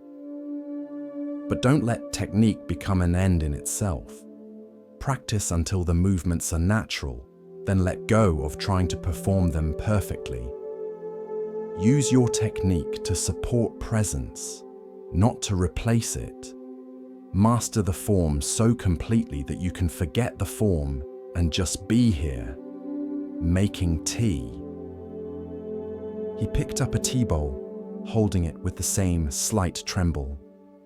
"See this imperfection? This is actually perfection because it's real. It's an old man's hand actually holding a bowl. The steady, flawless grip I cultivated for decades was impressive, but it was also a kind of lie it hid my actual hand behind a perfect performance. This trembling hand is honest, and honesty is more important than perfection." In the weeks following his final ceremony, Soho began making tea in a completely different way.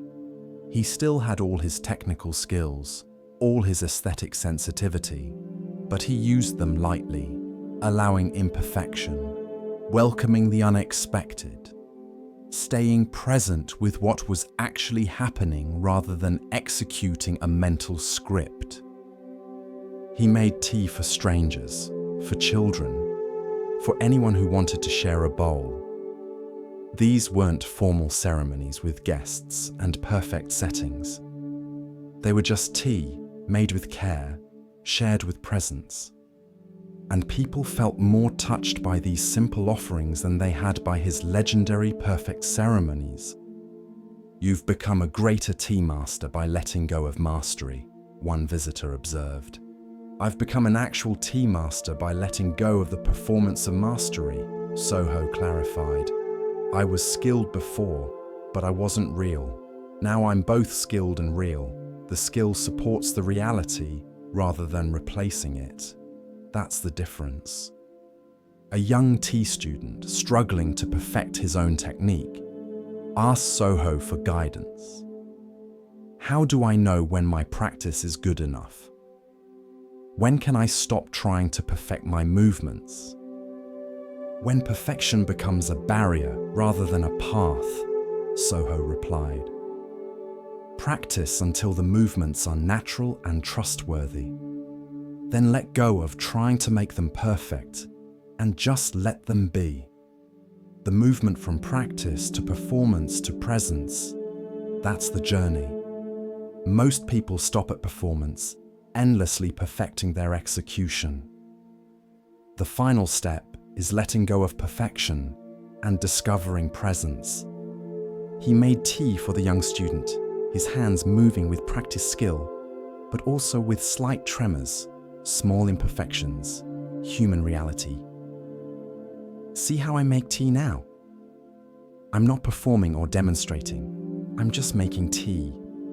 The years of practice allow me to do it well, but letting go of perfection allows me to do it truly. Both are necessary, but the second is what makes it complete." Tonight, as you rest, you might consider what you've been perfecting, performing, trying to execute flawlessly. What would happen if you let your hands tremble slightly? If you allowed imperfection? If you stopped performing mastery and just did the thing itself, present and real? Perfect execution is impressive, but presence is what actually connects, what actually matters, what actually makes any practice complete. You've practiced enough, you've refined enough. Now it's time to let go of perfection and discover what's on the other side. Not sloppiness, not carelessness, but genuine presence that includes both skill and imperfection, both mastery and humanity. Rest now in this completion. Let yourself fumble slightly. Let yourself be real rather than perfect. The Tea Master's Last Cup teaches that the journey ends not in flawless execution, but in authentic presence. You've arrived, not at perfection, but at something better. Yourself, skilled and real, doing what you do with care and presence, and the slight tremble of actual human hands. That's perfection. That's the completion. That's the teaching. Sleep now, no longer performing, just being. This is enough. You are enough. The perfect becomes perfect when you stop trying to perfect it. Continuing along the path of Zen insight, we pause now to hear a teaching about perception and hidden value. Listen carefully to the next story. There was a master calligrapher named Kenzo who had spent 40 years perfecting his craft. He could write each character with flawless precision, every stroke exactly as the ancient masters had prescribed. His work was technically perfect, exhibited in galleries, and purchased by collectors who valued his adherence to classical standards. But Kenzo had a secret dissatisfaction. Despite the praise and recognition, his work felt lifeless to him. Each piece was an exercise in replication, a demonstration of technique, but nothing more. He was copying perfection that had been established centuries ago, adding nothing of himself, discovering nothing new. One day, an important patron commissioned a piece for a temple dedication. The character to be written was Mu, meaning emptiness or void. Kenzo prepared carefully, mixing his ink to exactly the right consistency, selecting his finest brush, and setting up his workspace with meticulous attention to every detail. He had practiced this character thousands of times. He knew exactly how it should look. He visualized every stroke in his mind, preparing to execute it perfectly. But as he positioned his brush above the paper, his cat, who normally slept quietly in the corner during his work, suddenly leapt onto the table. The cat's paw hit Kenzo's arm just as he was beginning the first stroke. The brush dragged across the paper in a completely unintended direction, creating a wild, irregular mark that bore no resemblance to proper calligraphy. Kenzo's first reaction was anger. The perfect paper was ruined. Hours of preparation wasted. He would have to start over, and he was already behind schedule. He grabbed the ruined piece, intending to crumple it and throw it away, but something made him pause. He looked at the mark more carefully. The stroke was wild, yes, completely improper by classical standards. But it had an energy, a life, a spontaneous quality that none of his careful, perfect strokes ever achieved. It looked like emptiness, like void, like the very essence of Mu, in a way his technically correct versions never had. The mark captured something real about emptiness, its unpredictability, its resistance to control, its indifference to our intentions. His planned perfect versions had been illustrations of the concept. This accidental mark was somehow the thing itself. Kenzo sat staring at this mistake for over an hour. Finally, he decided to build the rest of the character around it, incorporating the wild stroke instead of starting over. The final piece was unlike anything he had ever created. It combined his technical skill with this element of pure accident, planned mastery with unplanned spontaneity. When he delivered the piece to his patron, he apologized. "I must confess, this isn't what I planned." My cat interfered, and the first stroke went completely wrong. I tried to salvage the piece, but it's not traditional calligraphy. I understand if you want me to create a new one. The patron studied the work in silence for a long time. Finally, he said, "This is the finest piece you've ever created." "But it's wrong," Kenzo protested. "The first stroke violates every principle of proper form."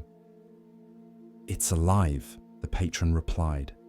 "Your other work is beautiful, technically flawless, but it's like looking at a preserved flower. This piece is like seeing a flower growing wild. It has breath in it, spontaneity, the quality of something happening right now rather than being carefully reconstructed from the past." He hung the piece in the temple, and people came from across the region to see it. Other calligraphers studied it, trying to understand how Kenzo had achieved such vitality. Some tried to recreate the effect by deliberately making mistakes, but these forced accidents never had the same quality. The life in Kenzo's piece came from the genuineness of the accident, not from calculated imperfection.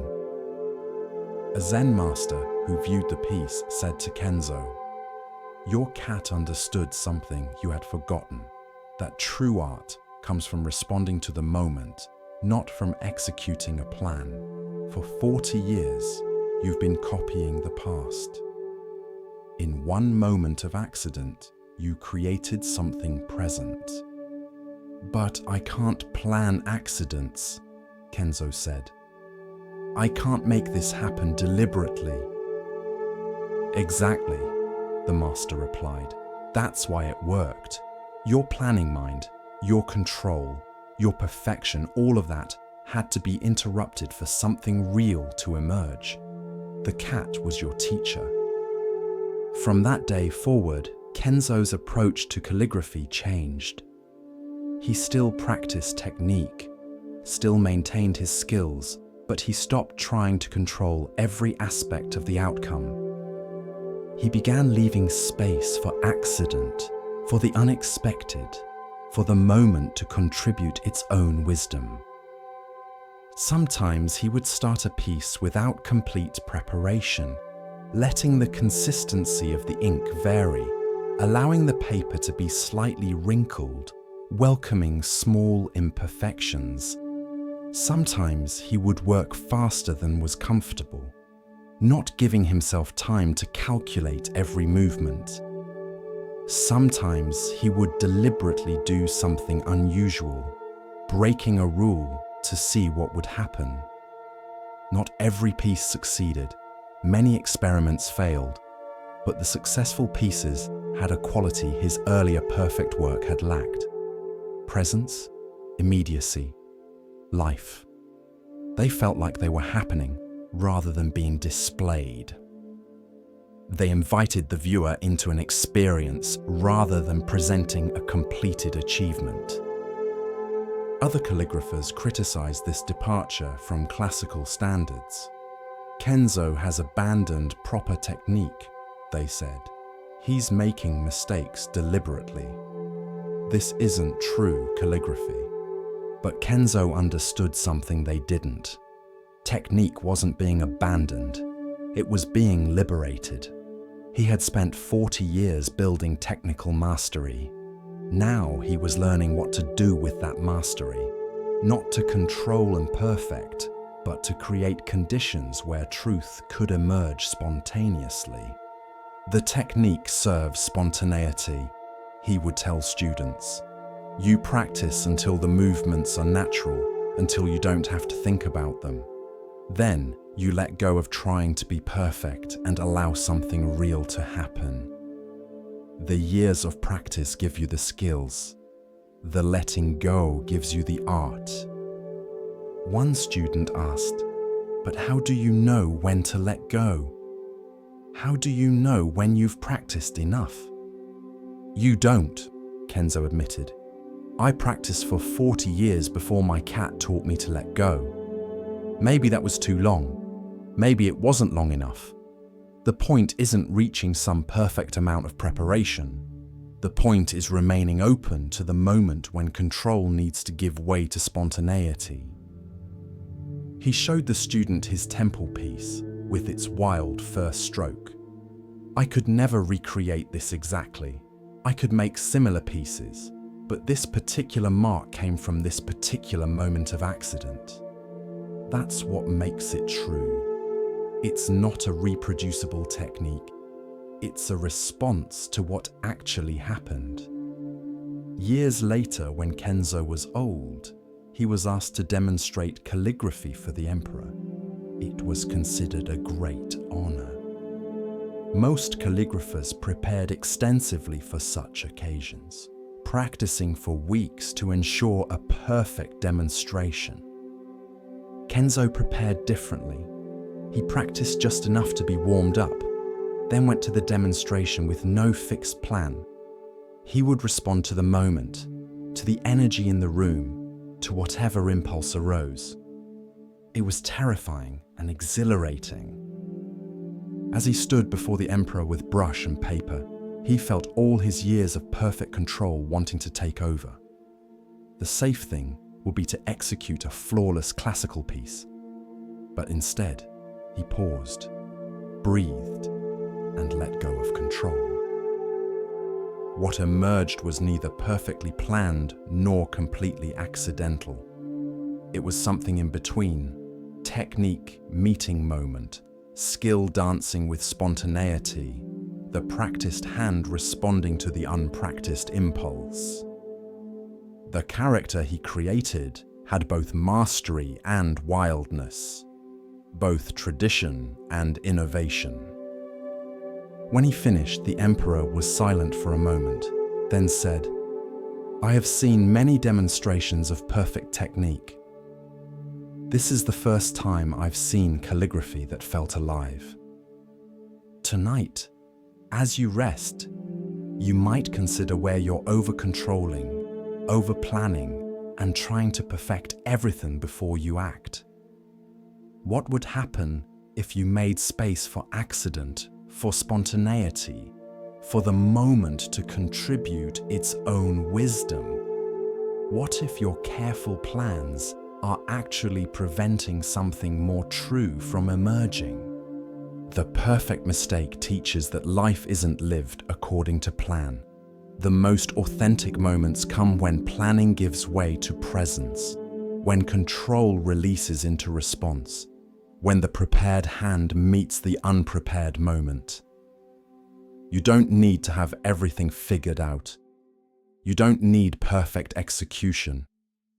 You need technique in the service of spontaneity, skill as a foundation for letting go. Rest now in the space between planning and accident, between control and release. Let yourself be like Kenzo's brush, prepared by practice, but freed from the need to be perfect. Tomorrow might bring a cat leaping onto your carefully prepared plans. Let it. The interruption might be the teacher.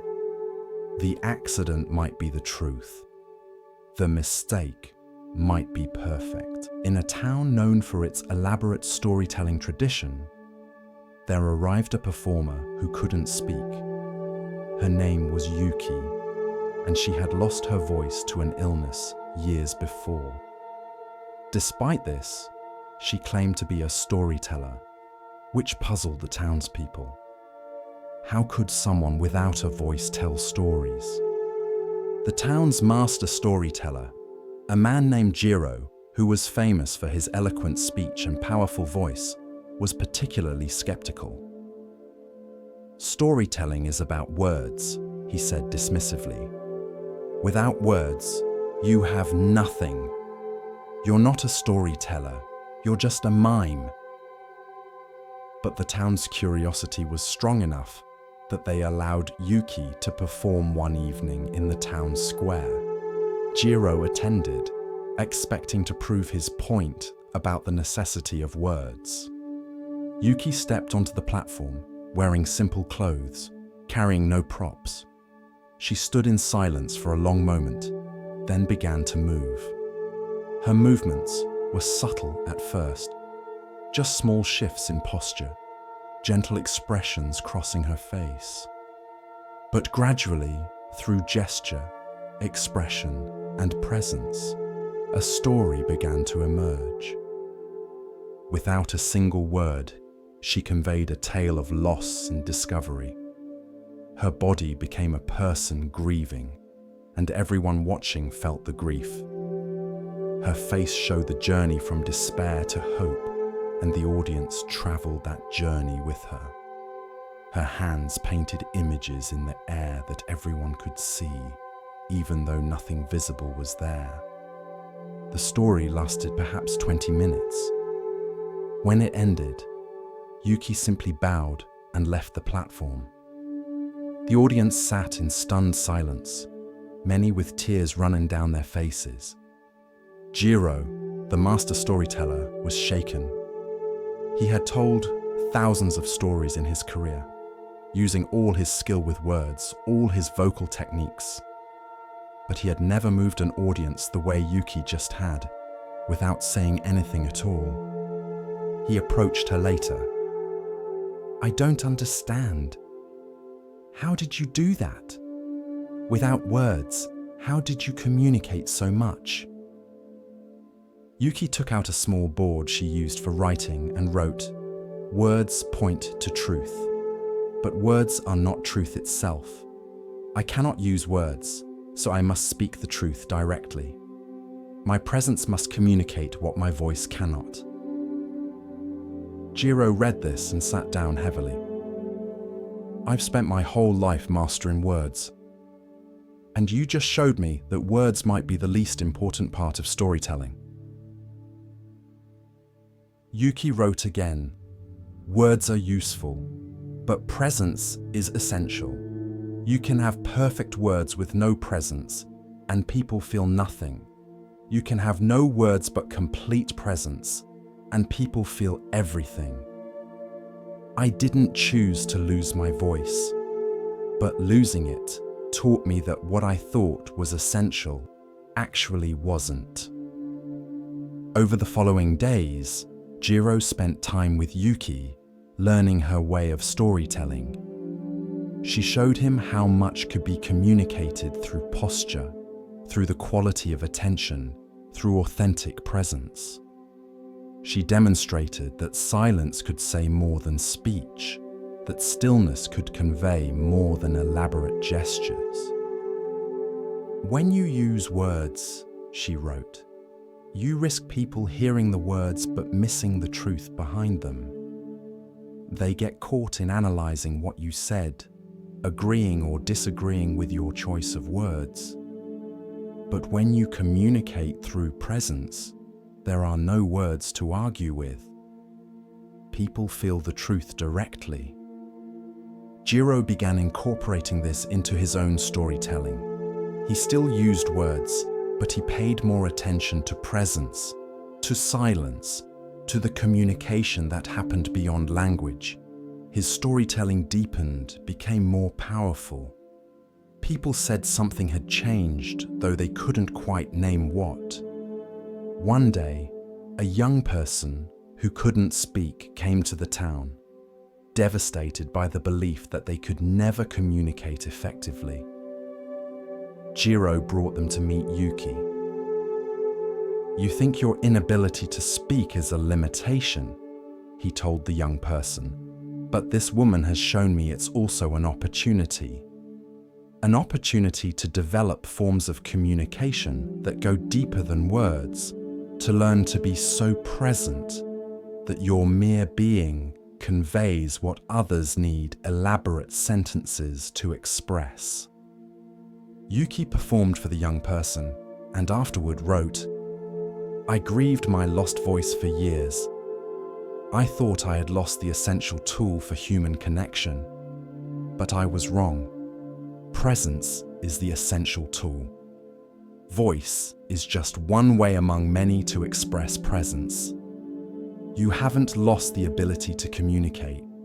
You've been allowed to master a form of communication that speaking people often neglect. Tonight, let yourself communicate without words. Let your presence speak. In the silence of rest, convey to yourself and to the universe whatever needs to be said, without saying anything at all. Words are useful, but they're not essential. Presence is essential, and your presence right now, silent and still, communicates everything that needs to be communicated. You don't need to say anything. You don't need to explain or describe or articulate. Just be here, fully present, and let that presence be the story that's being told tonight.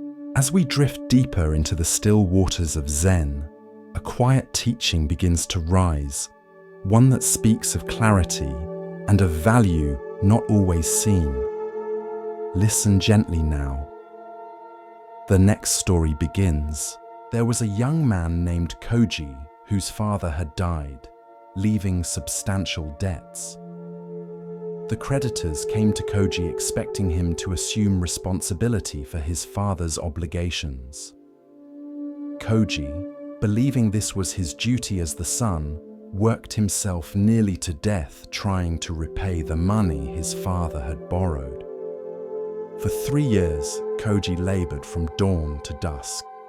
He took multiple jobs, spent almost nothing on himself, and sent every coin he earned to his father's creditors. His health suffered. His youth was consumed by obligation. He became bitter and resentful, angry at his father for leaving him this burden. A traveling monk named Bankei came to the town and noticed Koji's exhaustion. He asked the young man why he looked so worn. "I'm repaying my father's debts," Koji explained. "He died owing money, and as his son, the responsibility falls to me." "Did you borrow this money?" Bankei asked. "No, my father did." "Did you receive any benefit from what the money purchased?" "No, he borrowed it for his gambling and drinking." "Then why are you repaying it?" Koji looked at the monk in confusion. "Because I'm his son. Because the creditors say I must. Because it's my duty." Bankei shook his head gently. "You can choose to repay debts that aren't yours. That's your choice, but understand that you're choosing it, not that you must do it. Your father's choices were his own. His debts were his own. They died with him. The creditors may pressure you, society may tell you it's your obligation, but actually you're free. You've been carrying a burden that was never yours to carry." Koji felt anger rise in him.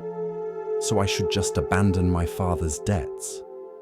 That would dishonor his memory." "Is working yourself to death to pay for his gambling honoring his memory?" Bankei asked quietly. "Or is it perpetuating the harm he caused? Your father made choices that hurt himself and others. You don't honor him by destroying yourself for those choices. You honor him by living differently, by not continuing the cycle of harm." This conversation shook something loose in Koji.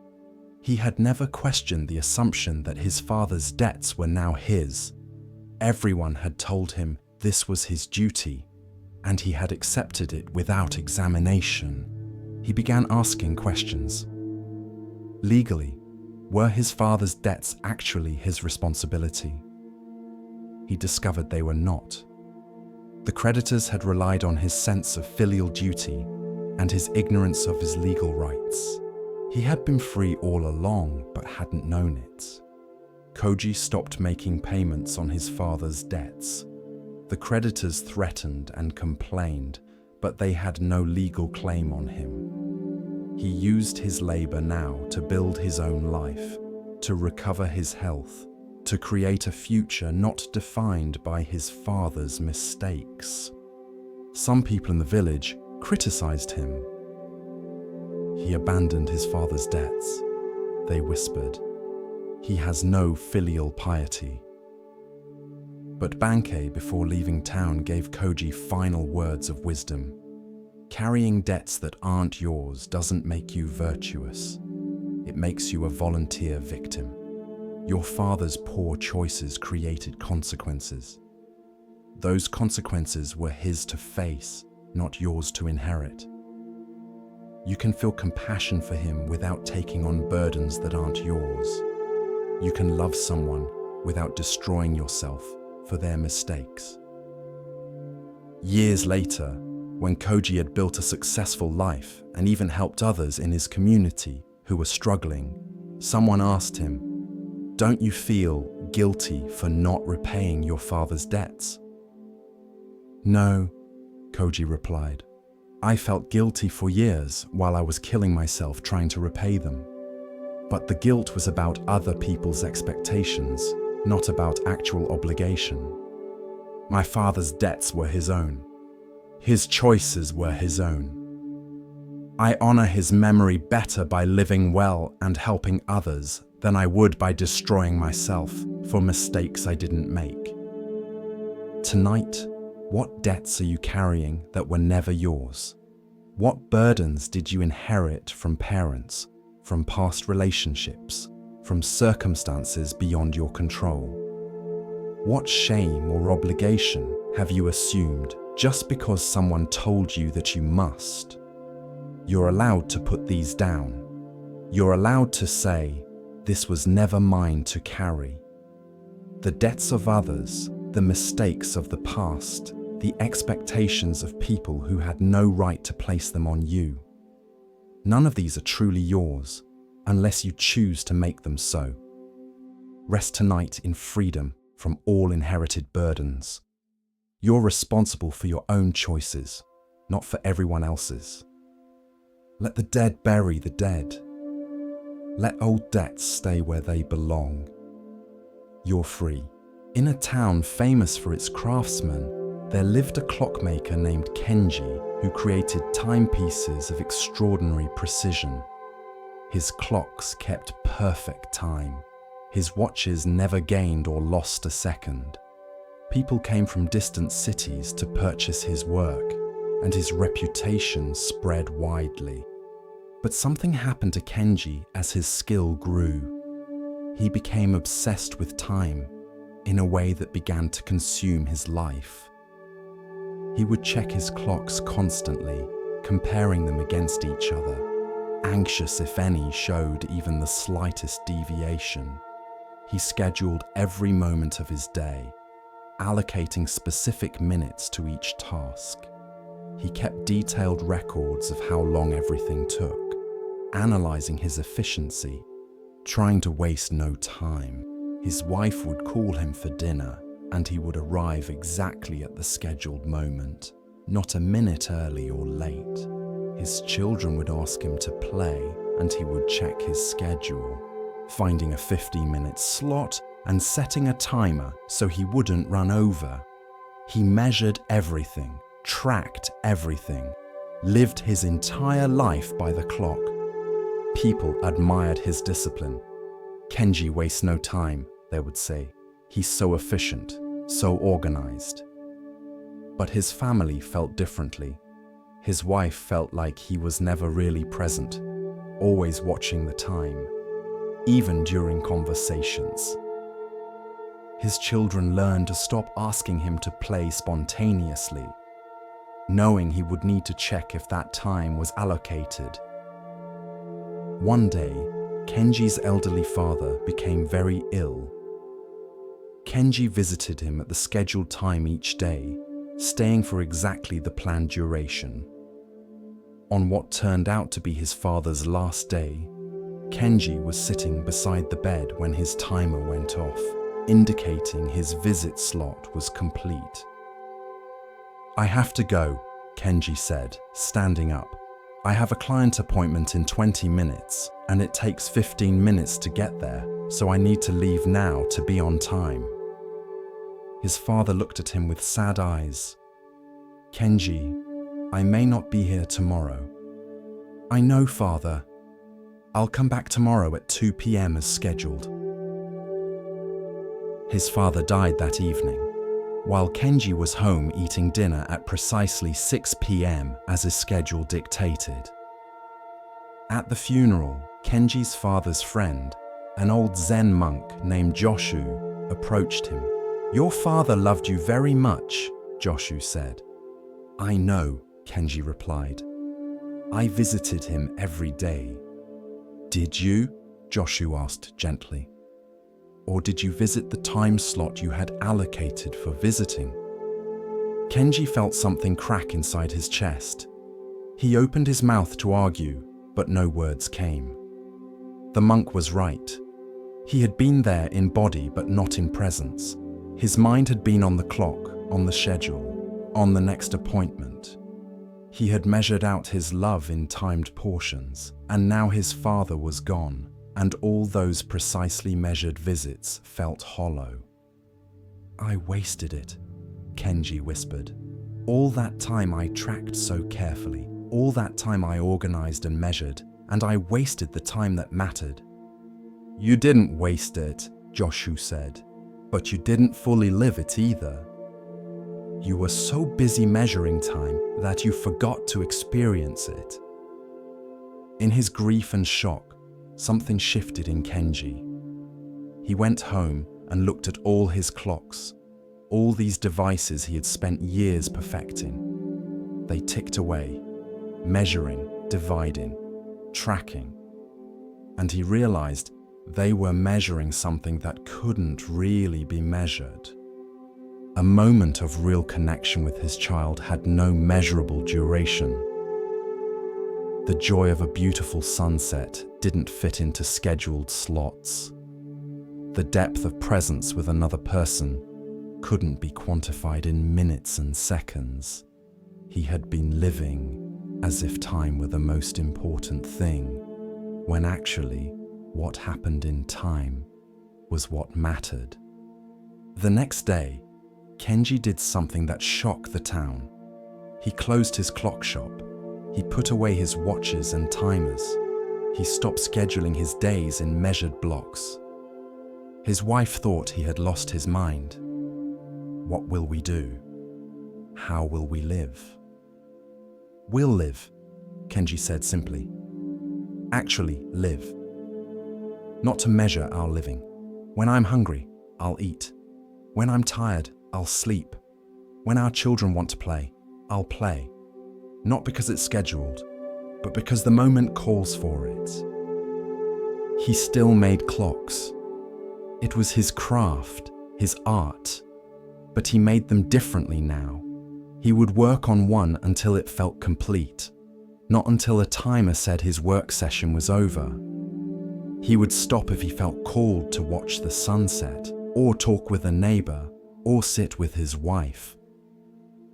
He stopped trying to be efficient and started trying to be present. At first, this new way of living felt chaotic to him. Without schedules and timers, how would he know what to do? But gradually, he discovered a different kind of guidance. His body told him when to rest. His interest told him when to work. His relationships told him when a connection was needed. Life itself had a rhythm that didn't require clocks. His children noticed the change immediately. Their father would now play with them until the play naturally ended, not until a timer buzzed. He would listen to their stories without glancing at a watch. He was actually there, fully present, not counting the minutes until he could move to the next scheduled item. One evening, his daughter climbed into his lap and said, "Daddy, you're different now." "How so?" Kenji asked. "Before, you were here but not here. Now you're really here." Kenji felt tears in his eyes. "I'm learning," he said, "that being here is more important than being on time." Word spread about the clockmaker who had stopped caring about time. Some people thought he had gone mad. How could a clockmaker not care about time? But others were curious. They came to talk with him. "How do you live without schedules?" they asked. "How do you get everything done?" "I get done what needs to get done," Kenji replied. "But I've stopped confusing being busy with being productive. I've stopped measuring my worth by how efficiently I use time. Time isn't something to use or waste. It's what we live in. And I was so concerned with managing it that I forgot to inhabit it." He showed them the clocks he was making now. They were beautiful, functional, but somehow different. "These clocks can tell you what time it is," he explained, "but they can't tell you what to do with that time. They can measure duration, but not meaning. I made the mistake of letting the measurer become the master. The clock told me how to live, rather than serving my living." Joshu the monk visited Kenji's workshop months after the funeral. He watched Kenji work for a while, noticing the quality of attention the clockmaker brought to his craft, the way he would pause to watch light move across his workbench, the way he seemed fully engaged with what he was doing. "You've learned your father's final teaching," Joshu said. "What teaching?" "That life can't be saved up or stored or perfectly managed. It can only be lived moment by moment, with full presence or with partial presence. Your father's death reminded you that the time we have is uncertain, and that measuring it carefully doesn't make it last longer or mean more. Only living it fully does that. Kenji nodded. I used to think I was honoring time by tracking it so carefully. But I was actually dishonoring it. I was treating time as an enemy to be managed rather than a gift to be received. I was so afraid of wasting time that I wasted life. Years later, people still bought Kenji's clocks, but they also came to him for a different kind of wisdom. They would ask, "How do I find more time?" And he would reply, "You can't find more time. You can only be more present to the time you have. Stop measuring and start experiencing. Stop tracking and start living." The clock is useful for coordination, for knowing when to meet others, and for practical matters. But it's a terrible master. Don't let it tell you that measured time is more valuable than experienced time. Tonight, as you rest, notice if you're measuring. Are you tracking how long it takes you to fall asleep? Are you calculating how many hours of rest you'll get? Are you monitoring your progress toward relaxation? What if you stopped measuring and started experiencing? What if this moment of rest didn't need to be timed or tracked or evaluated? What if you could simply be here, in this unmeasured moment, present to breath and sensation without any concern for duration? Your life is not a clock to be wound and measured. It's an experience to be lived and felt. Tonight, forget time. Let yourself drift into timelessness, where there's no past to regret and no future to plan for. Just this eternal now that needs no measurement because it simply is. Rest in the unmeasured moment. That's where real life happens. Not in the counted minutes, but in the presence that fills them. With each breath, we continue our journey through the wisdom of Zen, where the smallest stone may hold the greatest truth. Here starts the next story. In a rice field, at the edge of a village, there stood a scarecrow that the farmer had erected to keep birds away from his crops. The scarecrow stood perfectly still, day after day, doing nothing but being present in the field. Its arms were outstretched, its simple face looked out over the growing rice, and it never moved from its position. A merchant named Kazuo would pass this field every day on his way to town. Each time he saw the scarecrow, he felt a strange mixture of emotions. Sometimes he felt pity for it, standing there uselessly. Sometimes he felt contempt, thinking what a waste it was to occupy space without doing anything. Sometimes he felt anxious, as if the scarecrow's stillness was somehow judging his own constant busyness. One day, Kazuo stopped and spoke to the scarecrow, though he felt foolish doing so. "You just stand there," he said.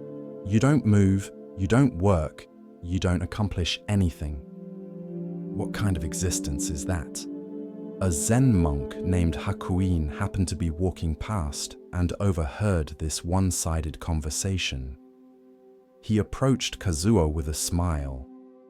"You think the scarecrow does nothing?" Hakuin asked. "It just stands there," Kazuo replied, embarrassed to have been caught talking to a scarecrow. "It accomplishes nothing." "Does it keep birds from eating the rice?" Hakuin asked. "Well, yes, I suppose that's its purpose." "And does it accomplish this purpose by running around, flailing, working hard, being busy?" Kazuo looked at the scarecrow more carefully. "No. It accomplishes it by simply being present, by standing still." "Then it accomplishes everything necessary without appearing to do anything at all," Hakuin said.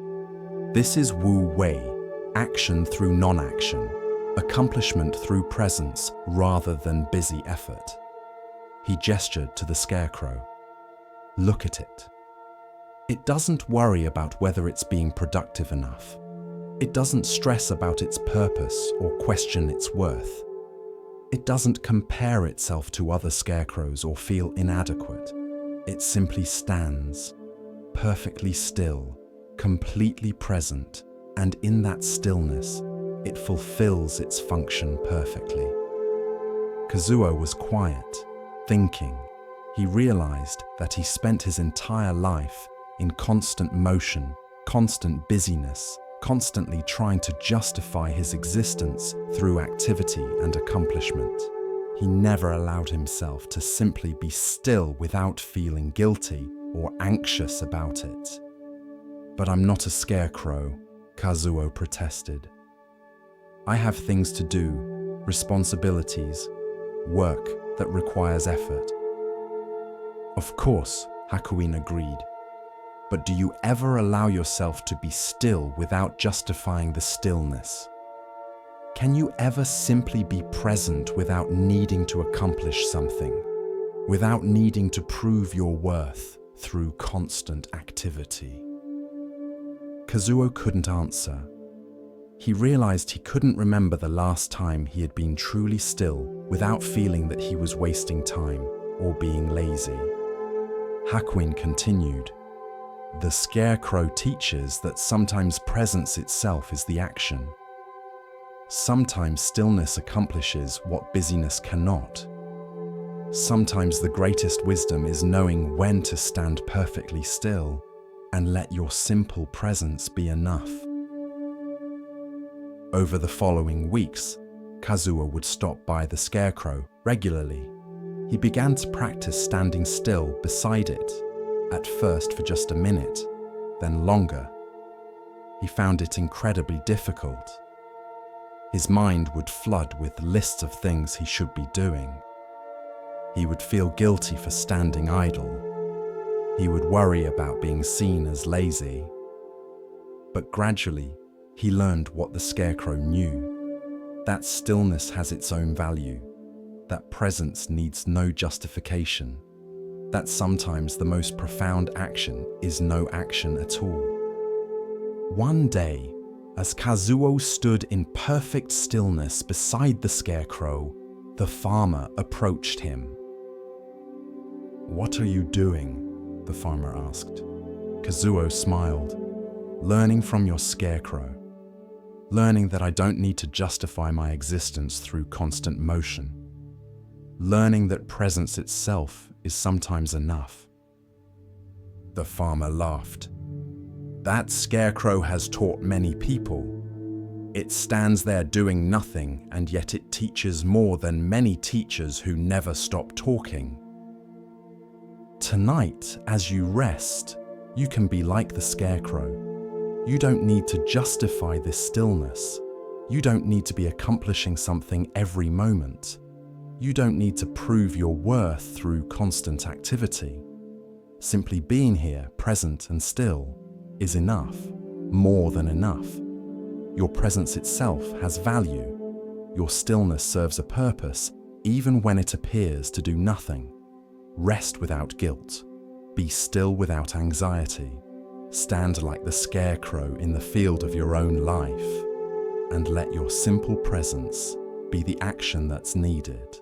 There was a farmer named Hideaki who worked his land diligently, waking before dawn and laboring until dusk. His son, Daichi, seemed to be his opposite, lazy, sleeping late, avoiding hard work whenever possible. Hideaki was ashamed of his son and frustrated by what he saw as wasted potential. "That boy will never amount to anything," Hideaki would complain to his neighbors. "I work myself to exhaustion while he lounges under trees and daydreams. He has no ambition, no drive, no sense of responsibility." The neighbors agreed with Hideaki's assessment. They saw Daichi as a disappointment, a young man who would never succeed because he lacked his father's work ethic. Some pitied Hideaki for having such a lazy son. Others judged Daiichi harshly, predicting he would become a burden on his family and community. What no one knew, including Hideaki, was that Daiichi spent his time under those trees observing. While appearing to do nothing, he was watching everything. How water moved across the land, which areas stayed moist, and which dried quickly, where wind patterns created microclimates, and how different plants thrived in different locations. Daiichi was learning the land in ways his father, focused only on immediate work, never had.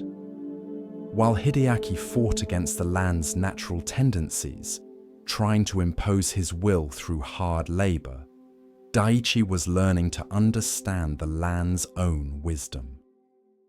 One year, a severe drought struck the region. Hideaki worked harder than ever, carrying water to his crops, trying to save them through sheer effort. But most of his crops died anyway, as did the crops of other hard-working farmers. The drought was too severe for labor alone to overcome. But Daiichi, who everyone thought was lazy, quietly directed his efforts to the areas of the farm he knew, from his observations, retained moisture longest. He planted drought-resistant varieties in the driest areas. He used the natural wind patterns he had observed to create shade and reduce evaporation. He worked with the land's characteristics rather than against them. By the end of the season, Daiichi's sections of the farm had produced a modest but real harvest, while Hideaki's sections had produced almost nothing despite his exhausting efforts. Hideaki was stunned. "How did you do this? You barely worked compared to me." "I worked differently," Daiichi explained. "While you were laboring, I was learning. While you were fighting against the land, I was understanding it. My apparent laziness was actually observation. I was working, just not in ways that looked like work to you." He showed his father the subtle features of the land he had noticed, the slight depression that collected morning dew, the rock formation that created afternoon shade, the soil composition that retained moisture better than surrounding areas. "I learned all this by watching," Daiichi said, "by sitting still and paying attention rather than constantly moving and doing." Hideaki felt something shift in his understanding. He had been so focused on visible labor, on constant activity, on the appearance of hard work that he had never stopped to actually understand what he was working with. His son, whom he had judged as lazy, had been doing a different kind of work, the work of observation, understanding, and learning. "I'm sorry," Hideaki said. "I judged you without understanding what you were doing. I thought activity was the same as productivity, that visible effort was the same as effective effort. You were working all along, just in ways I didn't recognize as work." Word spread through the village about Daiichi's success during the drought. People who had judged him as lazy began to see him differently. Some felt ashamed of their premature conclusions. Others were curious about his methods. Daiichi began teaching other farmers what he had learned. He showed them how to read the land, how to observe rather than just labor, how to work with natural patterns rather than against them. The farmers who had once thought him lazy began to value his seemingly idle observation time. "I used to think you were wasting your life under those trees," one neighbor admitted. "Now I understand you were studying." you are learning in ways that look like laziness to people who don't understand what learning can be. A Zen monk who heard this story visited Daichi. "You've learned an important lesson that many people never learn," the monk said. "You've learned that judging too quickly, based on appearances and conventional standards, often misses the truth. Your father judged you by how much visible labor you performed, but the quality of your outcomes proved that visible labor isn't the only measure of value." Daichi nodded. "I learned something else too. I learned that what looks like laziness might be rest, or observation, or a different kind of work, and that what looks like hard work might be an inefficient struggle. Appearances are misleading, outcomes reveal truth." The monk smiled. "Your story reminds people not to judge too harshly or too quickly. The lazy son might be a careful observer. The apparently wasted time might be valuable learning. The story that seems simple at first viewing often has complexity that only reveals itself later." Years passed, and Daichi became known as a wise farmer, though he still spent time sitting under trees, watching the land. His father, who had once been ashamed of him, now proudly told people, "My son taught me that there are many kinds of work, and the work that looks least like work is sometimes the most valuable." Hideaki learned to balance his own labor with periods of observation. He became a better farmer by incorporating some of his son's apparent laziness, taking time to watch and understand rather than constantly acting. One day, a young person came to Daichi asking for advice. "My parents think I'm lazy because I spend time reading and thinking instead of working constantly. They say I'll never succeed. What should I do?" Daichi smiled. "Keep reading and thinking, but also find ways to apply what you learn. Let your outcomes speak for you, not your appearance in the industry. My father thought I was lazy until he saw what I produced. Your parents will understand when they see the fruits of your different kinds of work." He paused, then added, "But also understand their perspective. To someone who values visible labor, observation looks like idleness.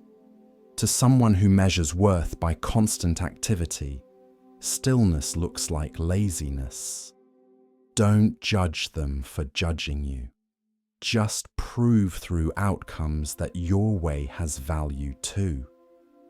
The young person asked, "But what if I fail? What if my approach doesn't produce results?"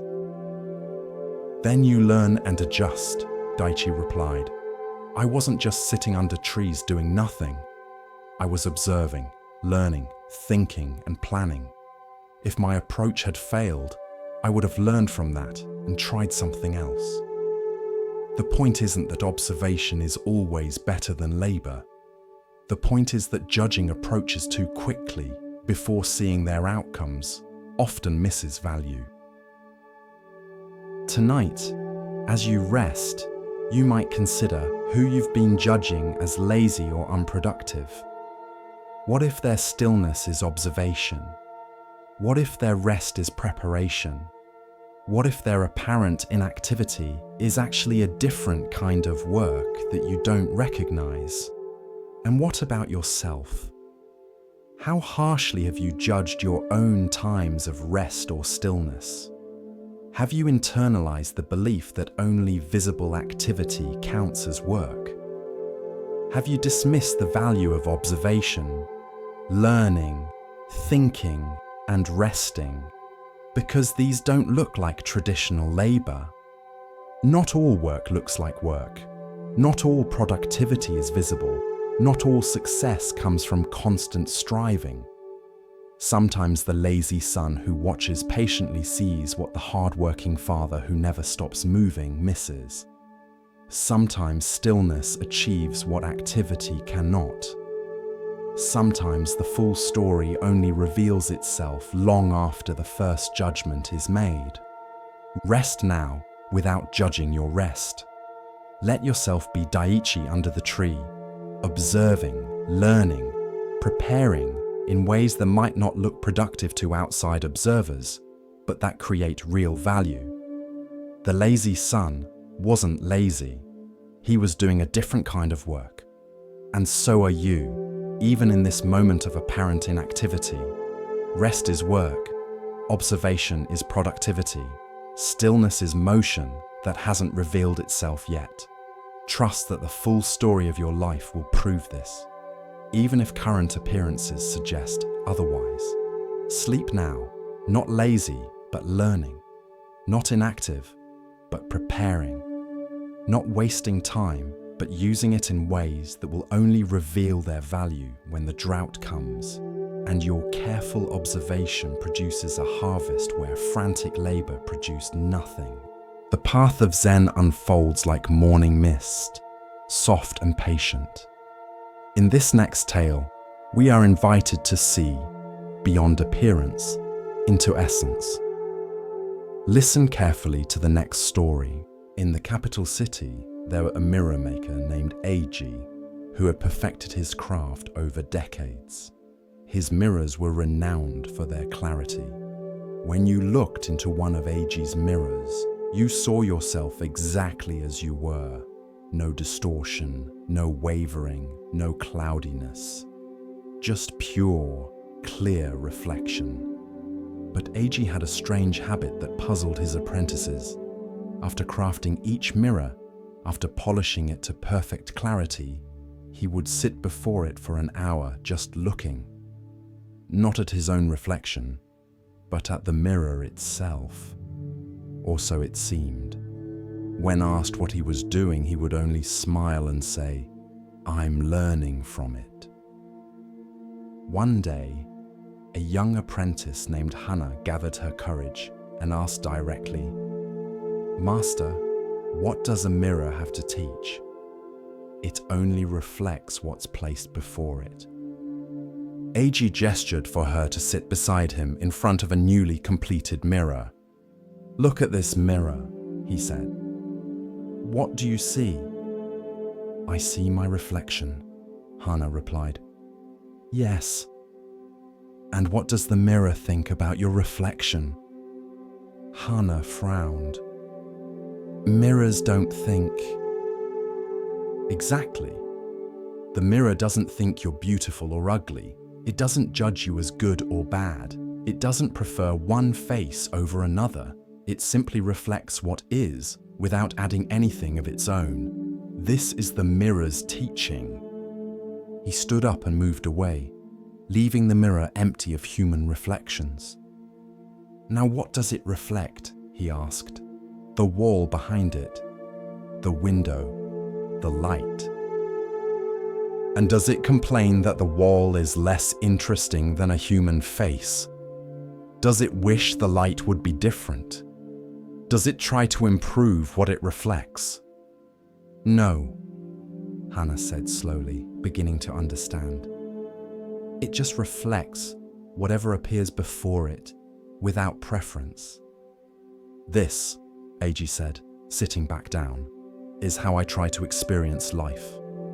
Like a mirror, awareness that reflects everything, without distortion, without judgment, without trying to change what appears." Hana thought about this. But we're not mirrors. We have thoughts, feelings, preferences. We judge constantly. "Yes," Eiji agreed, "but beneath all those thoughts and judgments is pure awareness. The part of you that simply sees, simply knows, simply experiences without adding commentary. This awareness is like a mirror. It reflects your thoughts, but it doesn't judge them. It reflects your feelings, but it doesn't resist them. It reflects reality, but it doesn't try to change it into something else." He pointed to the mirror again. When you look in this mirror, it shows you exactly what you are in this moment. If you smile, it shows you smiling. If you frown, it shows you frowning. It doesn't try to make you smile when you're sad. It doesn't criticize you for frowning. It just faithfully, honestly, clearly reflects what is. Hana stared at the mirror, seeing herself reflected there. She noticed how her mind immediately started judging what she saw. Her nose was too wide, her hair was messy, she looked tired. But the mirror itself held no such judgments. It simply showed her face with perfect neutrality. The suffering we create, AG continued, comes largely from our inability to be like mirrors. We see what is, and immediately we add our opinions about what is. We see a thought, and we judge it as good or bad. We see a feeling, and we resist it or cling to it. We see reality, and we compare it to how we think it should be. All of this is distortion, adding things that aren't really there. He stood and walked to where several mirrors stood in various stages of completion. He picked up one that was cloudy, its surface rough. "This mirror distorts," he said, showing Hana the wavy, unclear reflection it produced.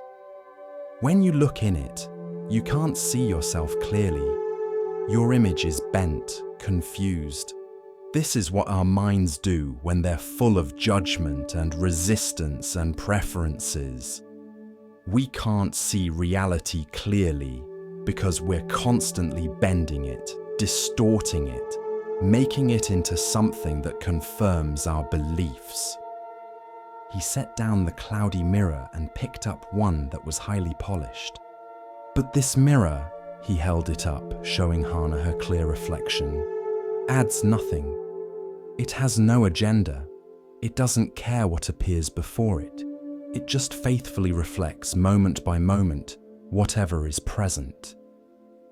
And in that faithful reflection, there's a kind of peace." Over the following weeks, Hana began to practice what she called mirror awareness. When thoughts appeared in her mind, instead of immediately judging them or getting caught up in their content, she would try to simply reflect them, to be aware that thinking was happening without adding a second layer of thought about the first layer.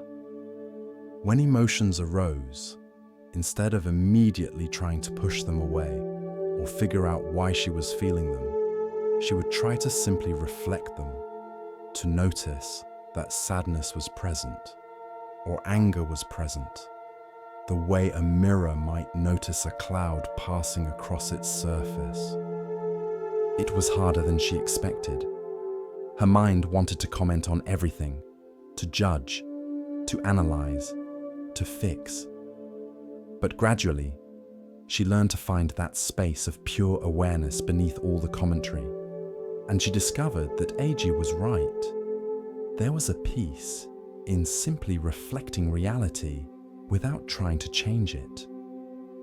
One evening, a wealthy merchant came to AG's workshop in great distress. He had commissioned an elaborate mirror for his home, but when AG delivered it, the merchant had rejected it. "This mirror makes me look old," the merchant complained. "It shows every flaw, every line on my face. I want a mirror that makes me look better." AG listened patiently, then said gently, "The mirror shows you exactly as you are. If you look old, it's because you are aging, as all humans do. The mirror doesn't judge this as good or bad. It simply reflects truth." "Then I don't want truth," the merchant said angrily. "I want to look young and handsome." "I could make you a distorted mirror," AG offered. "One that softens lines and changes proportions. It would lie to you, but perhaps that would make you happier." The merchant paused, realizing how foolish he sounded. He looked at himself in the clear mirror again, really looked. Yes, he was aging. Yes, there were lines on his face, but the mirror wasn't judging him. Only he was judging himself. The mirror accepts you exactly as you are. Eiji said softly. Perhaps you could learn to do the same. The merchant stood there for a long time, looking at his reflection without judgment, trying to see himself the way the mirror saw him. Just a face, just a person, just what is, without the weight of good or bad, young or old, handsome or ugly. Finally, he nodded. "I'll take the mirror," he said quietly. Years later, when Hana had become a master mirror maker herself, students would ask her the same question she had once asked Eiji. "What does a mirror have to teach?" And she would reply, just as Eiji had, "A mirror teaches us pure awareness. It shows us that we can experience life without constantly judging it, resisting it, trying to change it into something else. We can simply reflect what is, clearly and faithfully, without distortion. And in that clear reflection, we find a peace that judgment can never provide." She would hold up a polished mirror, turning it so light played across its surface. "Your deepest nature is like this mirror, pure awareness that reflects everything but clings to nothing, that sees everything but judges nothing, that accepts everything exactly as it is. When you can rest in this mirror-like awareness, even for a moment, you discover that peace doesn't depend on changing what you reflect. It depends on reflecting clearly, without adding the distortion of your own resistance and judgment." Tonight, as you rest, you might practice mirror awareness. Let thoughts appear and disappear like images crossing a mirror's surface. Let feelings rise and fall like reflections that come and go. Don't judge what appears. Don't try to change it. Just reflect it clearly, the way a mirror reflects light, faithfully, honestly, without adding anything of your own. You are not the content of your thoughts and feelings. You are the awareness that reflects them. And that awareness, like a perfect mirror, is always clear, always peaceful, always unchanged by whatever passes across its surface. Rest in your mirror nature tonight. Reflect everything, cling to nothing, judge nothing. Just be aware, purely and simply aware, and let that awareness be enough.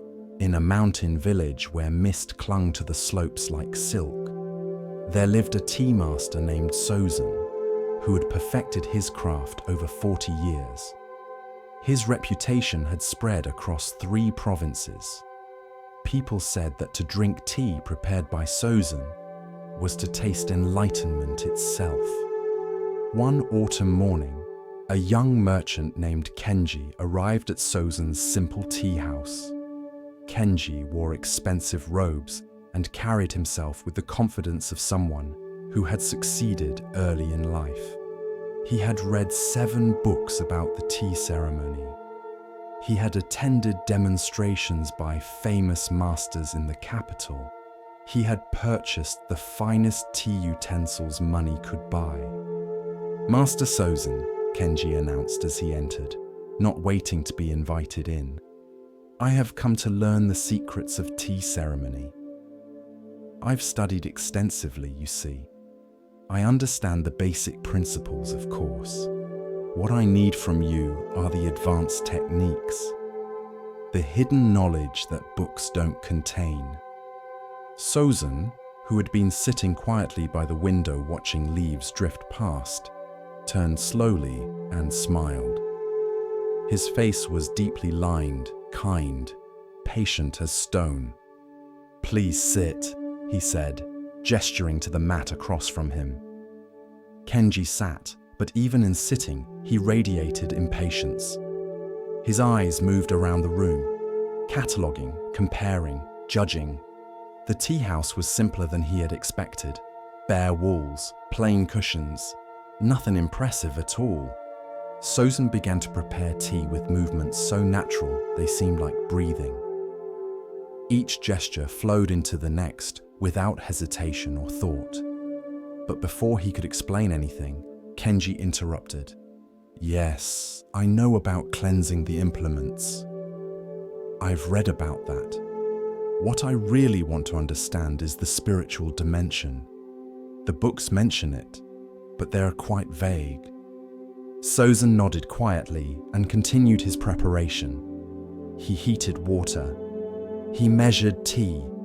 His hands moved with a grace that 40 years of daily practice had made effortless. Again, Kenji interrupted. I've been told there are different schools of thought about whisking technique. Which do you follow? I have my own theories about which is most authentic. The old master said nothing. He simply continued, reaching for a simple clay cup, placing it before his guest. Then he lifted the kettle and began to pour. The tea flowed into the cup, dark and fragrant. Steam rose. The cup filled to the brim. But Sozin didn't stop pouring. Tea spilled over the edges, pooling on the wooden tray. Still, Sozin poured. The pool spread wider, reaching the edge of the table. Tea began to drip onto the mat below. It soaked into Kenji's expensive robes. Stop! Kenji shouted, jumping back. Can't you see the cup is full? No more will go in. Sozin set down the kettle carefully. He looked at Kenji with the same gentle expression he'd worn since the beginning. In his eyes was something that wasn't quite amusement, but wasn't quite sadness either. Just a deep, patient knowing. Like this cup, he said softly. You are full of your own opinions, your own ideas, your own certainty about what you already know.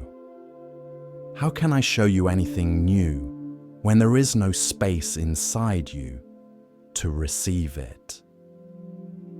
Kenji opened his mouth to argue, to explain that he wasn't full, that he was here to learn after all.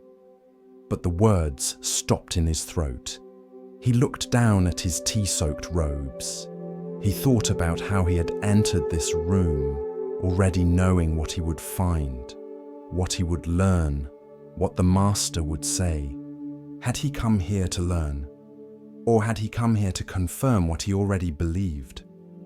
Every person who came to me this week, Sozin continued, his voice still soft, still kind, had an empty cup. They knew they didn't know. You are the first to arrive with a cup already full. Kenji sat back down slowly. The tea was still dripping from the table. The sound was like a small clock, marking moments. Master, he said, and his voice was different now. Smaller, younger. I don't know anything about tea at all, do I? You know many facts about tea, Sozin replied. You have gathered information like autumn leaves in a basket. But knowing about tea is not the same as knowing tea. Understanding tea ceremony from books is like understanding the ocean from a map. The map has truth in it, yes, but it is not wet. It has no salt. It cannot carry you anywhere. He poured a fresh cup, this time stopping when the cup was full. The tea ceremony is not about secrets or advanced techniques, Sozin explained. It is about presence, attention, respect, humility. These are not complicated. A child can understand them, but they are difficult because they require us to empty ourselves first. Kenji looked at the fresh cup of tea before him. Steam rose from it in delicate spirals. He realized he had never actually paid attention to tea before. He had drunk it hundreds of times while thinking about business, reading scrolls, planning his next acquisition. He had attended tea ceremonies where he spent the entire time comparing the master's technique to what he'd read in books. But right now, in this moment, he was seeing tea for the first time.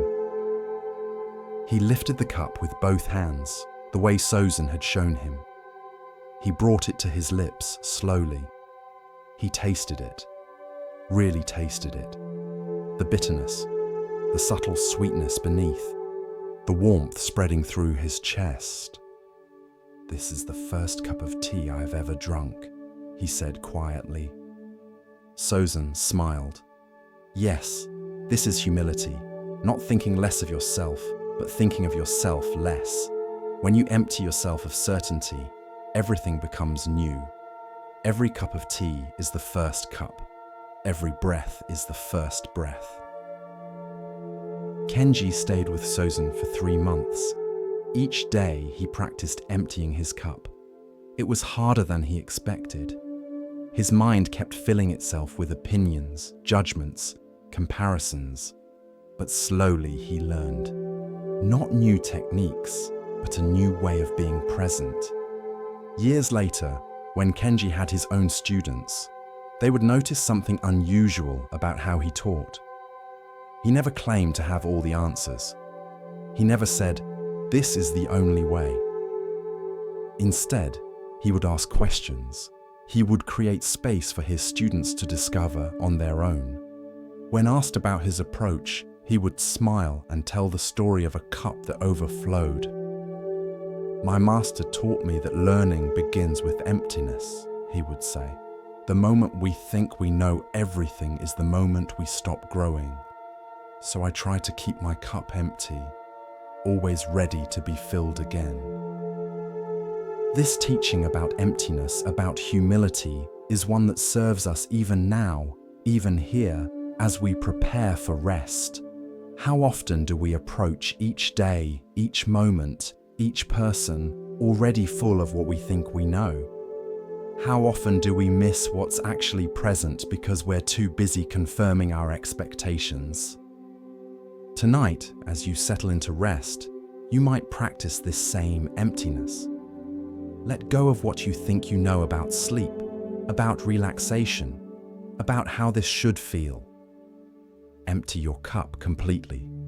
And in that emptiness, something new can pour in. Something fresh, something true.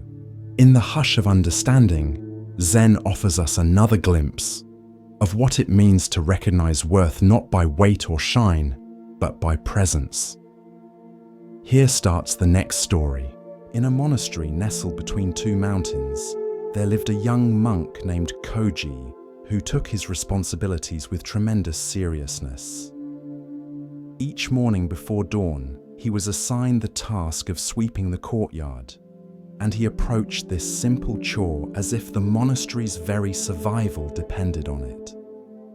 Koji would begin his work with fierce determination, moving in perfectly straight lines from one end of the courtyard to the other. His broom strokes were methodical, precise, leaving no stone unswept. He would work for hours, his jaw clenched with concentration, his movements sharp and controlled. But the courtyard sat beneath an ancient cherry tree, and the tree had its own ideas about cleanliness. Even as Koji swept, new leaves would drift down, landing exactly where he had just cleaned. The wind would scatter dust across his perfectly swept paths. Birds would drop small twigs and seeds onto the stones. Each new bit of debris felt like a personal insult to Koji. He would rush to sweep it up, only to see 3 more leaves fall behind him. His sweeping became more frantic, more desperate. He began waking earlier and earlier, trying to finish before the wind picked up, before the birds became active, before new leaves could fall. The other monks noticed Koji's growing exhaustion. They saw the tension in his shoulders, the frustration etched across his young face. But they said nothing. This was between Koji and his teacher, Master Tenzin. Master Tenzin had been watching his students struggle for several weeks. He saw how Koji was making himself miserable over a courtyard that would never stay perfectly clean. Could never stay perfectly clean, was not meant to stay perfectly clean. One morning, as Koji was finishing his third hour of sweeping, his movements now mechanical and joyless, Master Tenzin appeared beside him. "Why do you sweep in straight lines?" the master asked, his voice mild, curious. Koji stopped, surprised by the question. "Because that's the most efficient way to cover the ground, master. Straight lines ensure I don't miss any area." "I see," Tenzin nodded thoughtfully. "And how is that working for you?" Koji wanted to say it was working fine, but honesty prevented him. "I can never seem to finish, master. As soon as I clean one section, another becomes dirty. The courtyard is never completely perfect." Tenzin made a small sound that might have been agreement or might have been something else entirely. "Today, try something different. Sweep in circles instead." "Circles?" Koji couldn't hide his confusion. "But that's inefficient. Circles will overlap. I'll sweep the same areas multiple times. It doesn't make sense." "Try it anyway," Tenzin said gently. "Just for today. Sweep in circles and see what happens." Koji wanted to argue, wanted to explain all the logical reasons why circular sweeping was inferior to his systematic approach. But one did not argue with Master Tenzin. So he adjusted his grip on the broom and began to sweep in a large, slow circle. At first it felt wrong. His mind kept trying to straighten his path, to make it more efficient, more logical.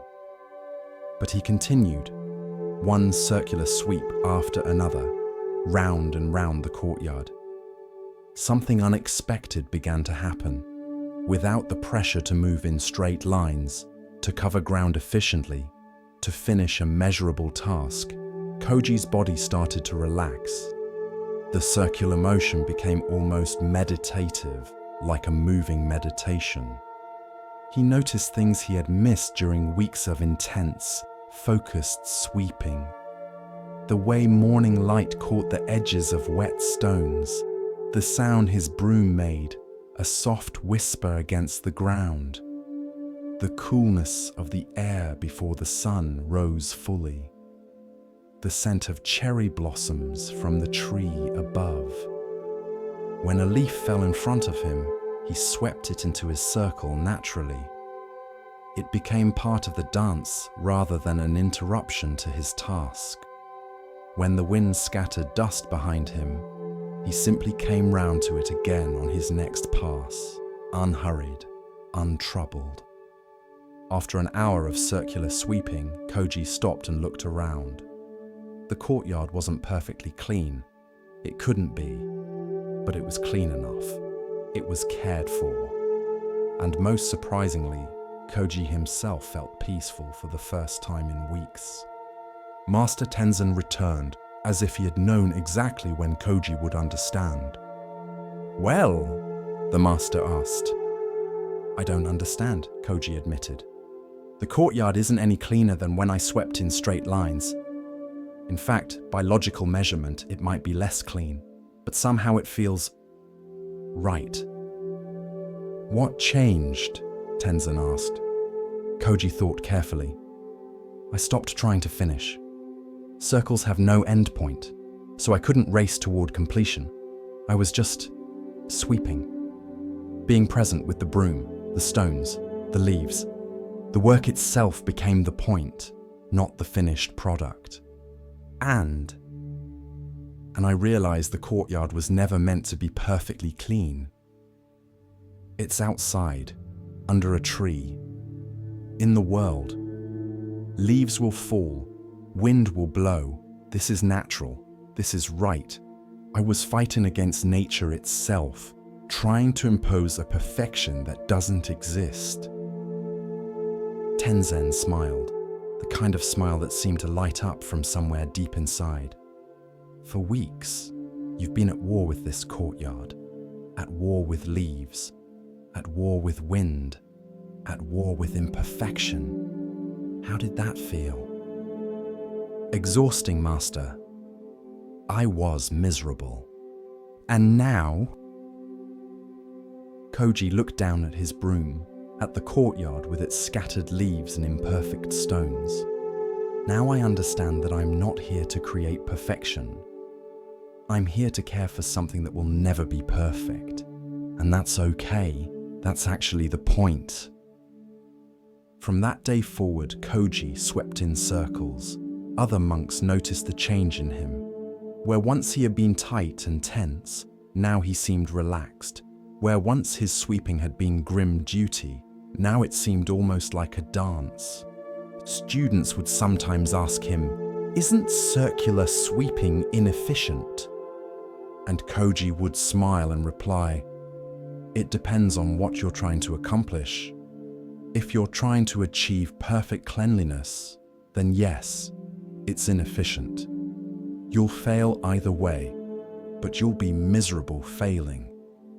If you're trying to be present, to care for something without attachment to perfect outcomes, then circles are the most efficient path of all." Years later, when Koji became a teacher himself, he would always observe how new students approached their tasks.